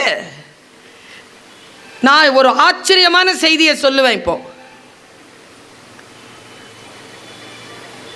கால்பந்து போட்டிங்க, உலக கால்பந்து போட்டி இன்றிலிருந்து 20 வருஷம் இருக்கும். ஜாக்சன் இறந்து எவ்வளோ நாள் இருக்கும்? 20 இயர்ஸ் இருக்கும். மைக்கேல் ஜாக்சன் அவர் தான் ஒரு ட்ரிங்கிங் சாஃப்ட் ட்ரிங்க்குக்கு அவர் தான் அம்பாசிடர். அந்த கம்பெனி தான் ரொம்ப கவனமாக, நான் வாசிக்கிறதே இறகுன்னு சொல்லிட்டேன், வெறும் செய்திக்காக கைத்தட்டிடாதீங்க. அம்மா எதற்காக சொல்கிறேன், அதற்குள் என்ன வாசிப்பிற்கான மெட்டீரியல் மறைஞ்சிருக்குன்னு பாருங்க. வள்ளுவன் சொல்கிறாங்க, ஊழை உப்பக்கம் காண்பர்மா வள்ளுவன். இந்த உப்பக்கம் காண்பர்க்கல, எப்பொருள் யார் அப்பொருள், லிங்க் பண்ணி பாருங்க. எப்பொருள் யார் யார் வாய் கேட்பினும், யார் யார் வாய் கேட்பினும்ங்கிறதுல என்ன ரகசியம் மறைஞ்சிருக்கு தெரியுமா? புரிஞ்சிருச்சுன்னா விடிஞ்சிருமே. நான் சொல்லட்டுமா, இந்த இந்தியாவில் நான் கட்சி சார்ந்து பேசலையா, மேலே இருக்கிறவங்க வேற கட்சி சார்ந்தவங்களா கூட இருக்கலாம், கட்சி சார்ந்து பேசல. இந்தியாவிலேயே தமிழ்நாட்டை முதல் மாநிலமாக நிறுத்துவதற்கான ஒரு டூல் புத்தக திருவிழா. வாசிக்கணும்னு ஒரு அரசு விரும்புதே, அது எந்த கட்சி சார்ந்த அரசாக இருந்தாலும் என்ன, கை தட்டிட்டு தான் போவோமே, வாழ்கன்னு சொல்லிட்டு தான் போவோமே. யார் வீடாக இருந்தாலும் என்ன, அந்த வீட்டில் தீபம் எரிகிறதா, அந்த வெளிச்சத்தை ரசிப்போமே. வியந்து போறேங்க நான். குடிச்சிட்டு ஒருத்தன் ரோட்ல சாக்கடலை கிடந்து துடிச்சுக்கிட்டு இருக்கான். சரியா? கடை திறக்குது 5 மணிக்கு. அவர் 3, 4, 4:30, 4:45, 4:55 வரைக்கும் அங்கே சாக்கடையில் விழுந்து கிடக்கிறாரு. நம்ம பையன் ஒருத்தன் 5 மணிக்கு ஒரு சின்ன டோரை திறந்து வச்சிருக்கிற அந்த சாராய கம்பெனிக்கு போகிறான் சாராயம் வாங்கிறதுக்கு. 10 மணினா ஸ்கூல் திறந்துரும்ன்ட்டு போனவன் ஸ்டூடெண்ட்டா காவலாளியா டீச்சரான்னு நான் சொல்லலை. சரியா? போனான். சாக்கடையில் விழுந்து கிடந்தால அவன் சொன்னான், டேய் குடிக்காதரா போடானா. சாராயம் வாங்க வந்தவன் சொன்னான், குடிச்சிட்டு சாக்கடையில் கிடக்கிற நாய் நீ எனக்கு அட்வைஸ் பண்ணுறியா? அப்போ அவன் சொன்னான், என்னை விட யாரா குடிக்காதேன்னு சொல்கிறதுக்கு அட்வைஸ் பண்ணுறதுக்கு தகுதியானவர்கள். எப்பொருள் யார் யார் வாய் கேட்பினும் அப்பொருள் மெய்ப்பொருள் காண்பது அறிவு. மெய்ப்பொருள் காண வேண்டும். மெய்ப்பொருள் காண வேண்டும் என்பதற்காக சொல்லுகிறேன். உலக கோப்பை, கால்பந்து கோப்பை அனௌன்ஸ் பண்ணிட்டாங்க. கோடி கோடி கோடி ரூபாயை கொட்டுது உலகம். திடீர்னு அறிவிப்பு, ஜாக்சன் இறந்து போனார். ஸ்தம்பிக்குது உலகம். கால்பந்து போட்டி ஸ்தம்பிக்குது. உலக கோப்பை முடிவு பண்ணி என்ன பண்ணுறாங்க, அந்த கான்ட்ராக்டை இன்னொரு கம்பெனி கொடுக்குறாங்க. அதுவும் அதனுடைய காம்படிஷன் கம்பெனி. நான் பேர் சொல்ல விரும்பலை. 2 கம்பெனி, ரெண்டுமே உடல் நலத்துக்கு கேடு. ஆனால் கோடி கோடி ரூபாய் உள்ள விளையாடிட்டு இருக்கு. ஒரு கம்பெனி போயிடுச்சு, இன்னொரு கம்பெனி வந்தது. சிஇஓ கிட்ட ஒருத்தர் பேட்டி கேட்குறாரு. நல்ல கவனம் குழந்தைகளை, ஒரு இறகு வரப்போகிறது உங்களுக்கு. இட்ஸ் குட்ல, இட்ஸ் வெரி குட். அவன் கேட்குறவன் சொல்கிறான், it's very good for you, ரொம்ப நல்லது நடந்திருக்கு உங்கள் லைஃப்பில். அவள என்ன அப்படின்னு பார்த்தா, உங்கள் காம்படிஷன் சொல்லிட்டு அந்த பேரை சொல்லி அவர்கள் விலகிவிட்டார்கள். நீங்கள் தான் இப்போது கிங். அந்த சிஇஓ சொன்ன பதிலை எழுதி வச்சுக்கோங்க குழந்தைகள். நீங்கள் எந்த மாதிரி எழுதி வைக்கிறீங்கன்னு தெரியாது. அது என் துறைக்கு நான் எழுதி வைத்துக் கொண்டேன். அவரவர்கள் துறைக்கு எழுதி வைத்துக் கொள்ளுங்கள். எந்த துறையை சார்ந்தவர்களாக இருந்தாலும் எழுதி வைத்துக் கொள்ளுங்கள். அவர் சொன்னார், யார் சொன்னது அந்த கம்பெனி எங்கள் கம்பெனிக்கு காம்படிஷன்னு? பின்ன உங்களுக்கு எது காம்படிஷன்? உங்களுக்கு காம்படிஷனே கிடையாதா? இருக்கே. எங்களுக்கு காம்படிஷன் இல்லாமல் இருக்குமா? இருக்கே. ஏம்பா, உலகத்திலேயே அந்த 2 சாஃப்ட் ட்ரிங்க் தான். அதுக்கு அப்புறமா வேறு எதுவுமே அவ்வளோ தூரம் வரவே இல்லை. அந்த ஐயா அடித்து சொல்லுது, இது எங்கள் காம்படிஷன் அது இல்லைன்னு. அப்போ உன் காம்படிஷன் எது? உனக்கு காம்படிஷன் இல்லையா? இருக்குது. உன் காம்படிஷன் எது? அவள் சொன்னா, என் நிலம் நகர்ந்து போனது. அழறதா சிரிக்கிறதான்னு தெரில எனக்கு. 6 வயசு குழந்தை இன்றைக்கி சேலத்தில் சொல்லுது, நான் உங்கள் ஃபேன், உங்கள் பேச்சை கேட்பேன். அழறதா சிரிக்கிறதான்னு தெரில எனக்கு. ஏன்னா அது எதில் பார்க்குது? என்ன அதில் என்ன மட்டுமா பார்க்கும்? அந்த கவலை எனக்கு. என்னை பார்க்குதேன்னு சந்தோஷம் அடைகிறவ இல்லையேண்ணா, டீச்சராச்சே, அம்மாவாச்சே, கவலை தானே படுவேன். 6 வயசில் இருக்கிற உனக்கு எதுக்கு நான் தெரியணும்? உங்கள் அம்மா அப்பா காட்டுவாங்களா? இல்லை, நானே பார்ப்பேன். கவனம் பெற்றோர்களே, கவனம். அந்த அம்மா சொன்ன பதில், என் காம்படிஷன் ட்ரிங்கிங் வாட்டர். என்ன வன்முறையான ஒரு சொல். when you are thirst, இதுதான் உங்கள் காப்பிரைட். இப்போ காப்பிரைட்னா என்னன்னு புரியுதா இல்லையா உங்களுக்கு? தொட்டு தொடரும் ஒரு பட்டு பாரம்பரியம். என்னது? மின்னலடிக்கும் வெண்மை. என்னது தெரியுதா இல்லையா? ப்ராடக்ட்டு. ஒரு வார்த்தை சொன்னால் ஒரு ப்ராடக்ட் தெரியும்ல. அந்த ப்ராடக்ட்கான காப்பிரைட் என்னன்னா, வார்த்தை என்னன்னா, when you are thirst, don't think water, think me. தண்ணி எடுத்து குடிக்காத, என்ன குடி. காம்படிஷன் அவன் எங்க அடிக்கிறான்? உயிர் மூலமான தண்ணீரை அவன் தன்னுடைய காம்படிஷனாக நிறுத்தி இருக்கிறாங்க. வியாபாரத்திற்கு அளவு இல்லையா? அறம் இல்லையா? அங்கே கொண்டு போய் நிறுத்துறாங்க. நீங்கள் எல்லாருமே தண்ணீரை எப்படி பயன்படுத்திட்டு இருக்கிறீங்க? இந்த ஜெனரேஷன் எப்படி? நான் வாசிப்பை எப்படி பார்க்கிறேன்? இந்த விராட் கோலி சார்னு ஒருத்தர் இருக்கிறாரு. இப்போ ஒழுங்காக ஆடுறாரான்னு தெரில. ஆடிக்கிட்டு இருக்கிற யாருப்பா அவரு? கிரிக்கெட் வீரர் தானே? சரியாக சொல்கிறேனா? அவர் குடிக்கிற தண்ணி இருக்குல்ல, அந்த தண்ணியினுடைய 1 லிட்டர் விலை, டெய்லி தண்ணி குடிக்கிறோம்ல எல்லாரும், அந்த விராட் கோலி குடிக்கிற தண்ணீரின் விலை, இது நான் பத்திரிகையில் வாசித்தது, தினசரி பத்திரிகையில் வாசித்தது. விராட் கோலி குடிக்கின்ற ஸ்ப்ரிங் வாட்டராம். அதுக்கு ஒரு பேர் சொல்லியிருக்கு. அந்த பேரை நான் மரியாதை கருதி சொல்லலை. அந்த ஸ்ப்ரிங் வாட்டர் சார் யோசிக்கிறார், வேறு எங்கேயாவது கிடைக்குமா? அது இந்த ஊரில் எங்கே கிடைக்கும்? விராட் கோலி குடிக்கின்ற 1 லிட்டர் தண்ணீரின் விலை ரூபாய் 4000. அது 600 என்றும் சொல்லப்படுகிறது. நீ 600 இரு, 4000 இரு, தண்ணிங்க 4000 ரூபாவா? அதை விட பயப்படாத, சொல்கிறேன். கலெக்ட்ஸ் கெட் அப்படிங்கிற ஒரு தண்ணி பாட்டில் ஸ்வால் பார்ட்டி அப்படிங்கிற இடத்துல சுற்றி உள்ள பள்ளத்தாக்கில் இருந்து உருகும் பனிப்பாறையிலிருந்து பெறப்படுகிறது.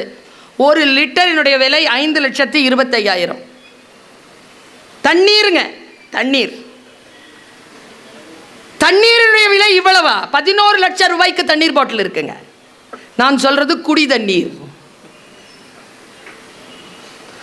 குடி தண்ணீர் பாட்டிலுங்க, 1 பாட்டில் தண்ணி. அப்படி என்றால் நீரின் மீது நாம் எப்படி கவனம் செலுத்த வேண்டும்? குர்ஆன்ல ஒரு வார்த்தை இருக்கு. 2 விஷயத்துக்கு தாங்க கேள்வி இருக்கான். காசுக்கு, தண்ணிக்கு கேள்வி இருக்கு இஸ்லாமியர்களுக்கு. செத்துட்டா புதைச்சிட்டு போயிடுவீங்கல்ல, உள்ளுக்குள்ளே கேள்வி ஆரம்பிக்கும். எங்களுக்கெல்லாம் நல்ல வேலை நீங்கள்லாம் வேறு இடத்துல இருக்கிறீங்கிறதுனால உங்களுக்கு தெரியாது உள்ள கேள்விகள்லாம் இருக்கா இல்லையான்னு. அது ரொம்ப நல்லதுங்கிற எங்களுக்கு தெரியும் உள்ள கேள்வி இருக்குன்னு. அந்த உள்ள கேள்வி கேட்கறதுல 2 கேள்வியாம். தண்ணீரை எப்படி செலவழித்தாய்? தண்ணீருக்கு பூச்சை அப்படிம்பாங்க எங்கள் அம்மா. பானிக்கு பூச்சை. கேள்வி கேட்பான் இறைவன். தண்ணீரை பயந்து பயன்படுத்து. 1. 2 காசு. எவ்வளோ வேணாலும் சம்பாதிக்கலாமா? இவ்வளோ தான் சம்பாதிக்கணும்னு இல்லை. 2 கேள்வி, எப்படி சம்பாதிச்சா எப்படி செலவு பண்ண, அதுக்கு மட்டும் நீட்டாக பதில் வச்சிட்டு. இப்போ கேள்விகள் நான் வருகின்ற பொழுது, நான் ஒன்றை வாசிக்கின்ற பொழுது தண்ணீரை நான் கவனமாக, ஒவ்வொரு கவளமாக நான் மிக மிக கவனமாக பயன்படுத்துகிறேன். வாசிப்பு என்பது என்ன? வாழ்க்கையை மிகச் சிறப்பாக கொண்டு போகுது. ஓஷோவுனுடைய ஒரு வார்த்தை, நான் ஒரு கிளிப்பிங்கில் ஒரு வார்த்தையை கேட்டேன், நான் மிரண்டு போனேங்க. நான் அதை நான் சொல்லாமல் கடந்துட்டேன், அதை சொல்லிட்டு போகிறேன். நீங்கள் இறந்து போனதற்கு பிறகு உங்கள் சீடர்களின் நிலை என்ன? எல்லாருக்கும் கவலை இல்லை அது பா, எல்லாருக்கும் கவலை. நாம் செத்துட்டா நம்ம பிள்ளைங்களை யார் பார்த்துக்குவா? ஏன் நம்ம அப்பா கூட தான் செத்துட்டாரு, நம்ம நம்மளை பார்த்துக்கல, அப்படி தான் நம்ம பிள்ளை அதை பார்த்துக்கோ. மனசு ஒப்பாதே. ஓஷோ சொன்னார், I don't care, I don't care. அப்படியே சொல்கிறார், I don't care. If I am not in the world, why should I care? For you I gone, for me you all gone. That is டெத்துங்கிறாருங்க. வீட்டில் போய் யோசிச்சுப்பார். உங்களுக்குத்தான் நான் சென்று விட்டேன், எனக்கு நீங்கள் எல்லோரும் சென்று விட்டீர்கள். அதற்கு பெயர் தான் மரணம் என்கிறார் ஓஷோ. இதை விட எனக்கு புரியல, எனக்கு புரிஞ்சிருச்சு, உங்களுக்கு புரிஞ்சுதுனான்னு தெரியல. ஏனென்றால் அவரே சொல்கிறார், சொல்தான் எனது, பொருள் உனது. நீ புரிஞ்சுக்கிற பொருளுக்கும் நான் சொல்கிற சொல்லுக்கும் தொடர்பில்லை. சொற்களை அதன் ஆழத்தில் தொடர்பு கொண்டு புரிந்து கொள்வது நம்மில் எத்தனை பேர் செய்கிறோம்? இப்போ நேற்று ஏதோ அரசியல் சூழ்நிலை மாறிக்கிட்டே இருக்கு தமிழ்நாட்டில். தொடர்ந்து எனக்கு சில ரீல்ஸ் வந்துக்கிட்டே இருந்தது. அதில் யாரோ ஒரு பெரிய நடிகர் ஒருத்தர் பேசின ஒரு ரீல். பருந்து இருக்குல்லங்கம்மா, பருந்து தெரியுமா? மேகத்துக்கு மேலே பறக்கும்ல, அதை யாருமே சீண்ட மாட்டாங்களாம் சார், காக்கா மட்டும்தான் சீண்டுமா. ஆனால் பருந்து தன்னை சீன்ற காக்காவை கண்டுக்காதான். நம்ம ஒரு விஷயத்தை மனசில் கொள்வோமா? யார்கிட்ட சண்டை போடுறங்கிறதுல கவனமாக இரு. காக்காங்களோட சண்டை போடாத, ஏன்னா நீ பருந்து. நீ பறக்குதா, காக்கா சண்டை போடுமா, அது மேலே பறக்குமா, மறுபடியும் சண்டை போடுமா, அதுக்கு மேலே பறக்குமா, வந்து கொத்துமா, அதுக்கு மேலே பறந்து பறந்து பறந்து எங்கே போகும்னா காக்காவால் பறக்கவே முடியாத அளவுக்கு போயிடும். ஏன்னு அந்த நடிகர் சொல்லலை, நான் டீச்சர், நான் சொல்கிறேன். ஏன் பருந்துகள் காக்கங்களுடன் சண்டை போட்டுக் கொள்வதில்லை என்றால், அடுத்த நாள் காலை பத்திரிகையில் வரும், பருந்தும் காக்கையும் சண்டை போட்டு கொண்டன. அதை பருந்து ஒருபோதும் விரும்புவதில்லை.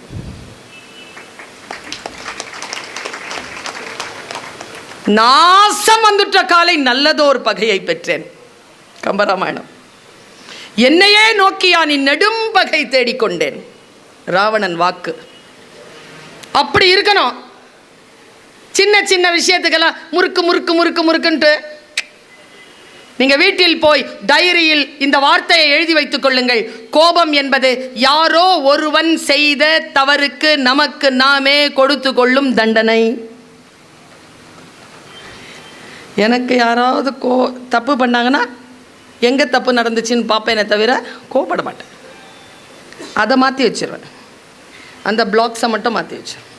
சில பேர் கோவத்தில் உளரும். யாராவது என் முன்னால் கோவத்தில் வாங்கலை, எனக்கு சிரிப்பாக வரும். சிரிச்சிருவேன். நான் சிரிக்கிறதா நான் உங்களுக்கு தெரியாது, மனசுக்குள்ளேயே சிரிச்சிருவேன் நான். சில பேர் உளருவாங்க, பார்த்திருக்கியா? நான் செத்தாலும் வாசப்படியை மிதிக்க மாட்டேன். நீ தான் செத்துருவிய. நான் செத்தாலும் மூஞ்சியில் முழிக்க. Thank you so much. நல்லா இருக்காது. நான் கொஞ்சம் பயந்த ஆள். கவலைப்படாமல் இருங்கள், ஆனால் கருத்துடன் இருங்கள். அடிப்படையில் சில விஷயங்களை நாம் புரிந்து கொள்ளுகின்ற பொழுதுதான் உலகத்தில் சில திரைகள் விலகுகின்றன. அது குரான் ஆகட்டும், பைபிள் ஆகட்டும், பகவத்கீதை ஆகட்டும், குறள் ஆகட்டும், எதுவாக இருந்தால். ஏங்க திருக்குறளுக்கு 861 பேர் விளக்கம் எழுதுறாங்க? எவ்வளோ விளக்கம் எழுதினாலும் விளக்கம் போதலை. அதுக்கு பேர் தான் குறள். இந்த புத்தக கண்காட்சியில் சொல்கிறேன், மதங்களுக்கு மட்டும்தான் இந்த உலகத்தில் வழிபடு புத்தகங்கள் உண்டு. தமிழர்களுக்கு என்று கிடைத்திருக்கும் பொது மறை திருக்குறள் கையில் பிடிச்சிக்கோங்கிறேன். முஸ்லீம், ஹிந்து, கிறிஸ்டியன் யாராக வேணாலும் இருங்க, குறளை பிடிச்சிக்கோ. இந்த குறளை தேர்வுக்காக படிப்பதல்ல, வாழ்க்கைக்காக படிப்பது. மறந்தும் பிறன் கேடு சூழற்க. உடம்பு பதறுது எனக்கு. அப்பா சொல்வார், உருதுல சொல்வார். இங்க உருது பேசுறவங்க நிறைய பேர் இருப்பீங்க. அப்பா சொல்வார், दगा किसी का सगा नहीं है, करना है तो कर देखो, जिसने जिसने दगा किए हैं जाके उनके घर देखो. என்ன அர்த்தம்? துரோகம் யாருக்கும் உடன்பட்ட உறவு கிடையாது. துரோகம் பண்ணணுமா பண்ணிப்பாரு. பண்றதுக்கு முன்னால யாரெல்லாம் துரோகம் பண்ணாங்க நீ நினைக்கிறியோ அவங்க வீட்டை மட்டும் கொஞ்சம் போய் பார்த்துட்டு வந்துருப்பாருப்பா. அடுங்கிறங்க கொலை. வள்ளுவன் சொல்லுகிறான், மறந்தும் பிறன் கேடு சூழற்க, சூழின் அறம் சூழும் சூழ்ந்தவர் கேடு. பா, யார கெட்டு போகணும்னு நினைச்சிடாத. நினைச்சேன்னு வச்சுக்க, நீ கெட்டு போறதுக்கு பாவம் வந்து துணை நிற்காது, அறம் வந்து துணை நிற்கும் என்று சொல்லுகிறார் வள்ளுவர் பெருந்தகை. வாசிக்கின்ற பொழுது ஒரு கருத்து விழுகிறது எனக்கு. நான் வளர வேண்டும் என்பதில் உறுதியாக இருக்கிறேனே தவிர யாரும் தாழ்ந்து விட வேண்டும் என்று வினாடி கூட நான் நினைப்பதில்லை. என் வளர்ச்சிக்கு அது மிக முக்கியமான அடிப்படை காரணம். பேசுகிறாயா? பேசு, மிக சிறப்பாக பேசு. இந்த தமிழ்நாட்டில் மினிமம் குறைந்தபட்சம் 2000 மேடைகள் இதோ இப்போ போய்கிட்டு இருக்கு. 2000 மேடைகளே நானே பேசிட முடியுமா? 1999 பேர் நல்லா பேசினா தானே இந்த மக்களுக்கு நம்பிக்கை வரும். மேடையில் போட்டால் பேசினா அவங்க பேச்சு கேட்கலான்னு. நீ 1999 பேர் பேசு. என் துறை வாழ வேண்டும் என்றால் நல்ல பேச்சாளர்கள் வர வேண்டும் என்கின்ற கருத்தில் உறுதியாக இருப்பவள் நான். ஒன்றை எப்படி பார்ப்பது, ஒன்றை எப்படி மறுப்பது, தவிர்ப்பது என்பதனை புரிந்து கொள்ளுங்கள். தந்திரமாக இருக்கணும்ன்றோம்ல. நீங்கள்லாம் படிக்கவே கூடாதுன்னு கீழே போட்ட ஒரு புஸ்தகத்திலிருந்து படித்தேன் நான். தந்திரம் 6. நான் என்ன சொல்கிறேன், கற்றுக்கோ. எது அப்ளை பண்ணுமோ பண்ணு, எது அறம் சார்ந்திருக்கோ அதை மட்டும் அப்ளை பண்ணு, மற்றது பண்ணாத. 6 தந்திரமா. தந்திரம்னா தெரியுமா? டாக்டிஸ். சதி இல்லை, கான்ஸ்பிரசி இல்லை, தந்திரம். பஞ்ச தந்திர கதை. தந்திரம் 6 வகை. 1, யாரையாவது ஜெயிக்கணும்னு முடிவு பண்ணிட்டியா? இங்கே எல்லோரும் சொல்கிறேன், குழந்தைங்க இருக்கீங்கன்றதுனால உங்களுக்கு புரியும், இவங்களுக்கு சொல்கிறேன். லீவ் லெட்டர் எழுதியா பாப்பா? எழுதுவியா எழுத மாட்டியா? ஆல்ஃபா கிட்ஸ் எழுதுவீங்களா? நீங்கள்லாம் எழுதியிருக்கீங்களா? நான் இப்போ தொடங்குறேன், நீங்கள் முடிச்சிருவீங்க. ஆஸ் ஐ ஆம் suffering from brother's marriage, I request you to leave the school for 2 days. சொல்கிறோமா? எனக்கு ஆல்ஃபா கிட்ஸ் மட்டும் சொல்லுங்கள். Letter எழுதிட்டியா? As I am suffering from fevers, my medical officers advised me to take 2 days leave. So kindly grant me 2 days leave as per my medical practitioner advice. எழுதிட்டியா? Yours? யார் சொன்னது? இது உங்கள்கிட்ட கேட்டேனா? 70 சொல்லுது. 70 தான் சொல்லும். அப்படி நீங்கள் சொல்லுங்கள், நீங்கள் என்ன எழுதுவீங்க? Yours faithfully. நீங்கள் ஒபீடியன்ட்லாம் போயிடுச்சு. ஏன் எழுதுறதில்ல சொல்லவா? பார்த்திபராஜாக்கு தெரியும். ஒபீடியன்ட்லின்னா எழுதும்போது ஐ முன்னால் வருமா ஈ முன்னால் வருமானு குழப்பம். ஃபெய்த்ஃபுல்லியில் எவ்வளோ ஃபெய்த் இருக்குதோ அந்த டபுள் எல்லாம் சிங்கிள் எல்லாம் அது முடிவு பண்ணும். ட்ரூலி, ஃபெய்த்ஃபுல்லி, சின்சியர்லி யார் சொல்லி கொடுத்தது இந்த வார்த்தைலாம்? ஒபீடியன்ட்லி. ஸ்டூடெண்ட் ஸ்டடி என்றாலே ஒபீடியன்சி வரணும், பணிவு வரணும். எங்கள் அப்பா சொல்வார், பணிவு என்பது ராஜதந்திரத்தின் முதல் தகுதி. பெரிய ராஜாவாணி வரணும்னா பணிவோடு இரு. தேவையில்லாமல் நான் சென்னை கேசவன் சாரை கோச்சிக்க முடியுமா? இப்போ யாரை வேணாலும் கோச்சிக்கலாம், அவர்கிட்ட மட்டும். ஏன்னா ப்ளக்கை பிடுங்கி விட்டுருவார். பவர்ஃபுல்லாக யார் இருக்கிறாங்களோ பணிவார். டீச்சர் பவர்ஃபுல், அம்மா அப்பா பவர்ஃபுல். இப்போதைக்கு யார் பவர்ஃபுல்லாக இருக்கிறாங்களோ அவங்க முன்னால் துள்ளாத, பணிவார். இது ஒன்று, ஒரு தந்திரத்தின் ஒரு வழி. சமாதானம், குரல் உயர்த்தி பேசாதது, சண்டை போடாதது. இன்னொன்று இருக்குது, ஜெயிக்கணும்னு முடிவு பண்ணிட்டியா? சண்டை கூட ஒரு ஆயுதம் தானா, அது ஒரு தந்திரமா. இந்த லேட்டாக வீட்டுக்கு வர ஆம்பளைங்க போடுவாங்க தெரியுமா சண்டை? தெரிஞ்சுக்கிட்டு இந்த பிள்ளையோட நான் ஃப்ரெண்ட்ஷிப்பாக இருக்கிறது, அது ஒரு தந்திரமா. பலன் சீக்கிரம் கிடைக்கும், பகை இருந்தால் என்ன என்று தெரிந்து போகும். அடுத்து நயவஞ்சகமாக கெடுப்பது, அது நம்ம வளர்ப்பில் இல்லை. அதனால் 6வது தந்திரத்தை விட்டுறலாம். நான் என்ன சொல்கிறேன், எதுவாக இருந்தாலும் சாணக்கியனா படிங்க, தர்க்க சாஸ்திரமா படிங்க, மகாபாரதமா கம்பராமாயணமா இவங்க படிக்கூடாது, அவங்க யார் சொன்னது? படிங்க. பைபிள் படிங்க. பைபிள் படிச்சுட்டு சூப்பராக ஒரு விஷயம் நான் தெரிஞ்சுக்கிட்டேன். ஏன்? அது உண்மையிலேயே ஒரு மிக முக்கியமான நூலுங்க, நம்ம வாசிக்க வேண்டிய ஒரு நூல். நாம் அவங்க மத போதகர்களை பார்த்து நம் புத்தகத்தை குறை சொல்கிறோம். குரான் படிச்சிருங்க. படி. என்ன இப்போ உனக்கு படிக்கிறதுல என்ன பிரச்சனை? படிக்க தெரியும்ல, படி. உனக்கு தெரிஞ்சிரும்ல, படிச்சேனா என்ன தப்பு? இப்போது சமஸ்கிருதத்தில் அரபிலையோ ஏதோ ஒரு துண்டு சீட்டு கீழே எழுதி போட்டிருக்குது, காலில் மிதிச்சிட்ட, என்ன பண்ணுவ? என்ன பண்ணுவ? என்னப்பா பண்ணுவ? எடுத்து அது ஒரு கெட்ட வார்த்தை, படித்தா தானே தெரியும் அது என்னன்னு, புரிஞ்சுக்கிட்டா தானே தெரியும் என்னன்னு. இந்த தந்திரத்தை எப்பொழுது மீள்வோம் நாம்? உள்ளவனுக்கு தரப்படும், இல்லாதவனிடமிருந்து இருப்பதும் எடுத்துக்கொள்ளப்படும்னு ஒரு ஸ்டேட்மெண்ட் படிக்கிறேன் நான் பைபிளில். பதறுது எனக்கு. What is this? உள்ளவனுக்கு எப்படி கொடுப்ப நீ? இல்லாதவன் கிட்ட இருந்து எப்படி எடுப்ப நீ?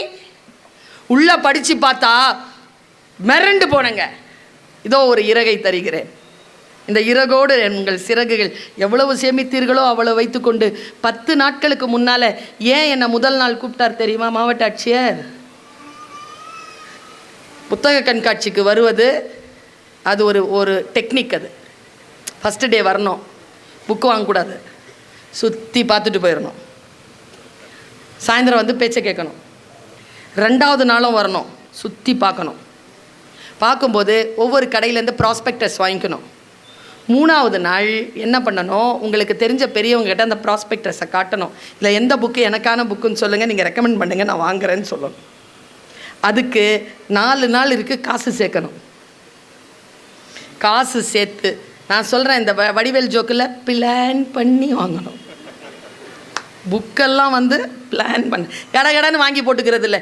கத்திரிக்காய் கூட்டு வைப்பது எப்படி, தனுசு ராசிக்கு இந்த மாதம் எப்படி இருக்கிறது, வாட் இஸ் திஸ், புலிக்கோலம் போட்டால் வாழ்க்கை சிதறாது, பார்த்த உடனே சிதறாதா, சரி வாங்கு, பார்த்து வாங்குங்க. பாருங்க, பைபிளில் உள்ளவனுக்கு தரப்படும், இல்லாதவனிடமிருந்து இருப்பதும் எடுத்துக்கொள்ளப்படும். மிரண்டு போய் படிக்கிறேன், சூப்பருங்க. அது கேசவன் சார் ஒரு ஒரு ஒரு முதலாளி இருந்தாராம். அவர் ஆட்சி செய்கிறவர், ஆண்டவர். அவர் நேராக சொல்கிறார், ஒருத்தனை கூப்பிட்டாராம், இங்கே பாரு 3 மாதம் ஆகும் நான் வரத்துக்கு, இந்தா 4 காசு வச்சுக்கோ, என்ன வேணுமோ செய், நான் வரும்போது கணக்கு கேட்பேன். 2வது ஆளை கூப்பிட்டு, இந்தா ஊருக்கு போகிறேன் 3 மாதம் ஆகிறேன், இந்தா 2 ரூபா வச்சுக்கோ, 2 காசு. 3வது நம்மள மாதிரி ஒரு ஆள், இங்கே வா வா, எஸ் ஆண்டவரே, இந்தா 1 ரூபா வச்சுக்கோ, உருப்படியாக ஏதாவது செய், வந்து கணக்கு கேட்பேன். போயிட்டாரா? 3 மாதம் கழித்து திரும்பி வராருங்க. இதாங்க உள்ளவனுக்கு தரப்படும், இல்லாதவனிடமிருந்து இருப்பதும் எடுத்துக்கொள்ளப்படும். வந்தார், இந்த 4 காசு கொடுத்தவனை கூப்பிட்டார். என்னப்பா என்ன செஞ்ச சார்? இந்த 4 காசை இந்த இடத்துல நான் இன்வெஸ்ட் பண்ணேன் சார், இது இப்படி ஆச்சு சார், இது இப்படி பண்ணிட்டேன், 8 காசு ஆச்சு சார், இந்தாங்க சார். அவர் அந்த 8 காசை பார்த்து, சிறியதாக கொடுத்தேன், இரட்டிப்பாக்கி கொடுத்திருக்கிறாய், சகல விஷயங்களுக்கும் உன்னை நான் அதிகாரியாக்குவேன் சொல்லிட்டாரா? 2வது ஆளை கூப்பிட்டாரு. என்னப்பா ஆச்சு சார்? இந்த 2 காசை ஒருத்தங்களுக்கு வியாபாரத்துக்கு கொடுத்தேன் சார், அவங்க வியாபாரம் செஞ்சுட்டு எனக்கு பலனாக கொடுத்தாங்க சார், 3 காசு சார். நான் உனக்கு குறைவாக கொடுத்தேன், அதையும் நீ பெருக்கி தந்திருக்கிறாய், உன்னை சகல விஷயங்களுக்கும் உன்னை அதிகாரியாக்குவேன். 3வது நம்மாள், ஏய் வா, என்ன கணக்கு, என்ன கணக்கு, ஏய் காசு கொடுத்தேனடா, எங்கடா, இந்தா இருங்க வரேன். நேராக போய் புதைச்சி வச்சுருந்தான் நான் அந்த காசை எட்டுன்னு வந்து, இந்தாயா உன் காசு, சொல்லும்போது என்ன செஞ்சு சொல்லி கொடுத்த, நீ வந்து கணக்கு கேட்பேன், நல்ல உன் காசு எனக்கு எதுக்கு, இந்தா வச்சுக்க உன் காசை. அப்போ சொன்னார் ஆண்டவர்,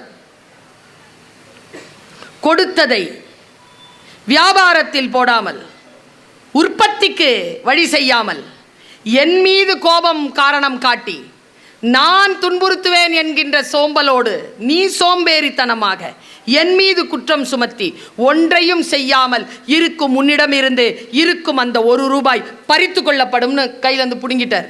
இப்போ புரியுதா?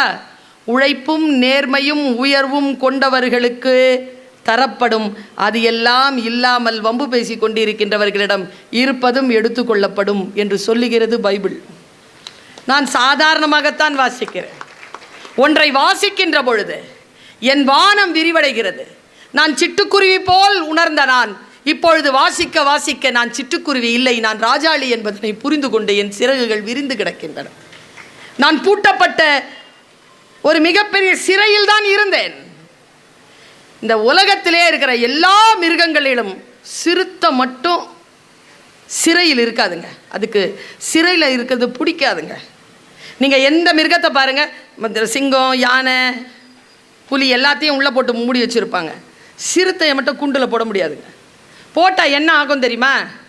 அதுவும் சொல்லிடுறேன், அது எலி ஆகிடும், சைலண்ட் ஆகிடும், சாப்பிடாது, கத்தாது, ஓடாது. அதுக்கு சுதந்திரம் ரொம்ப பிடிக்கும். அதனால்தான் பாவேந்தர் எழுதினார், பூட்டிய இருப்பு கூட்டின் கதவு திறக்கப்பட்டது, சிறுத்தையே வெளியில் வா. எலி என உன்னை இகழ்ந்தவர் நடுங்கிட புலி என செயல் செய்ய புறப்படு. நம்பினை இருளினை விலக்க செம்புட்பறவையே சிறகை விரி எழு பற. நான் சிறகை விரித்து பறந்து பார்த்தேன். வானம் இன்னும் இன்னும் கடப்பதற்கான வழிமுறைகளை தந்து கொண்டே இருக்கிறது. இந்த சிறகு வாசிப்பு என்கின்ற இறகுகளால் ஆனது. வேறு எந்த அனுபவமும் எனக்கு இல்லை. வாசிப்பு தவிர வாசிப்பை எடுத்துக்கொண்டு வாழ்க்கைக்கு அப்ளை செய்கிறேன். எனக்கு அப்படியே இரட்டிப்பான பலன் கிடைக்கிறது. என் பிள்ளைகளே, இளைய சமுதாயமே, என் தமிழ் உறவுகளே, இதோ இந்த புத்தக கண்காட்சி உங்கள் வாசல் தேடி வந்திருக்கிறது. உங்கள் வாழ்க்கையில் நீங்கள் சேமித்த பணத்தை இங்கே நீங்கள் போட்டீர்கள் என்றால், காலையில் எங்கள் அமைச்சர் சொன்னது போல அது செலவு அல்ல, உங்கள் வாழ்க்கையின் முதலீடாக அது மாறும். உங்கள் சிறகுகளில் இறகுகளை இணைத்து கொள்ளுங்கள். மீண்டும் சந்திப்போம். நன்றி, வணக்கம். இந்த தகவல் உங்களுக்கு பிடிச்சிருந்தா லைக் பண்ணுங்க, உங்க ஃப்ரெண்ட்ஸுக்கு ஷேர் பண்ணுங்க, மறக்காம எங்க சேனலுக்கு சப்ஸ்கிரைப் பண்ணுங்க.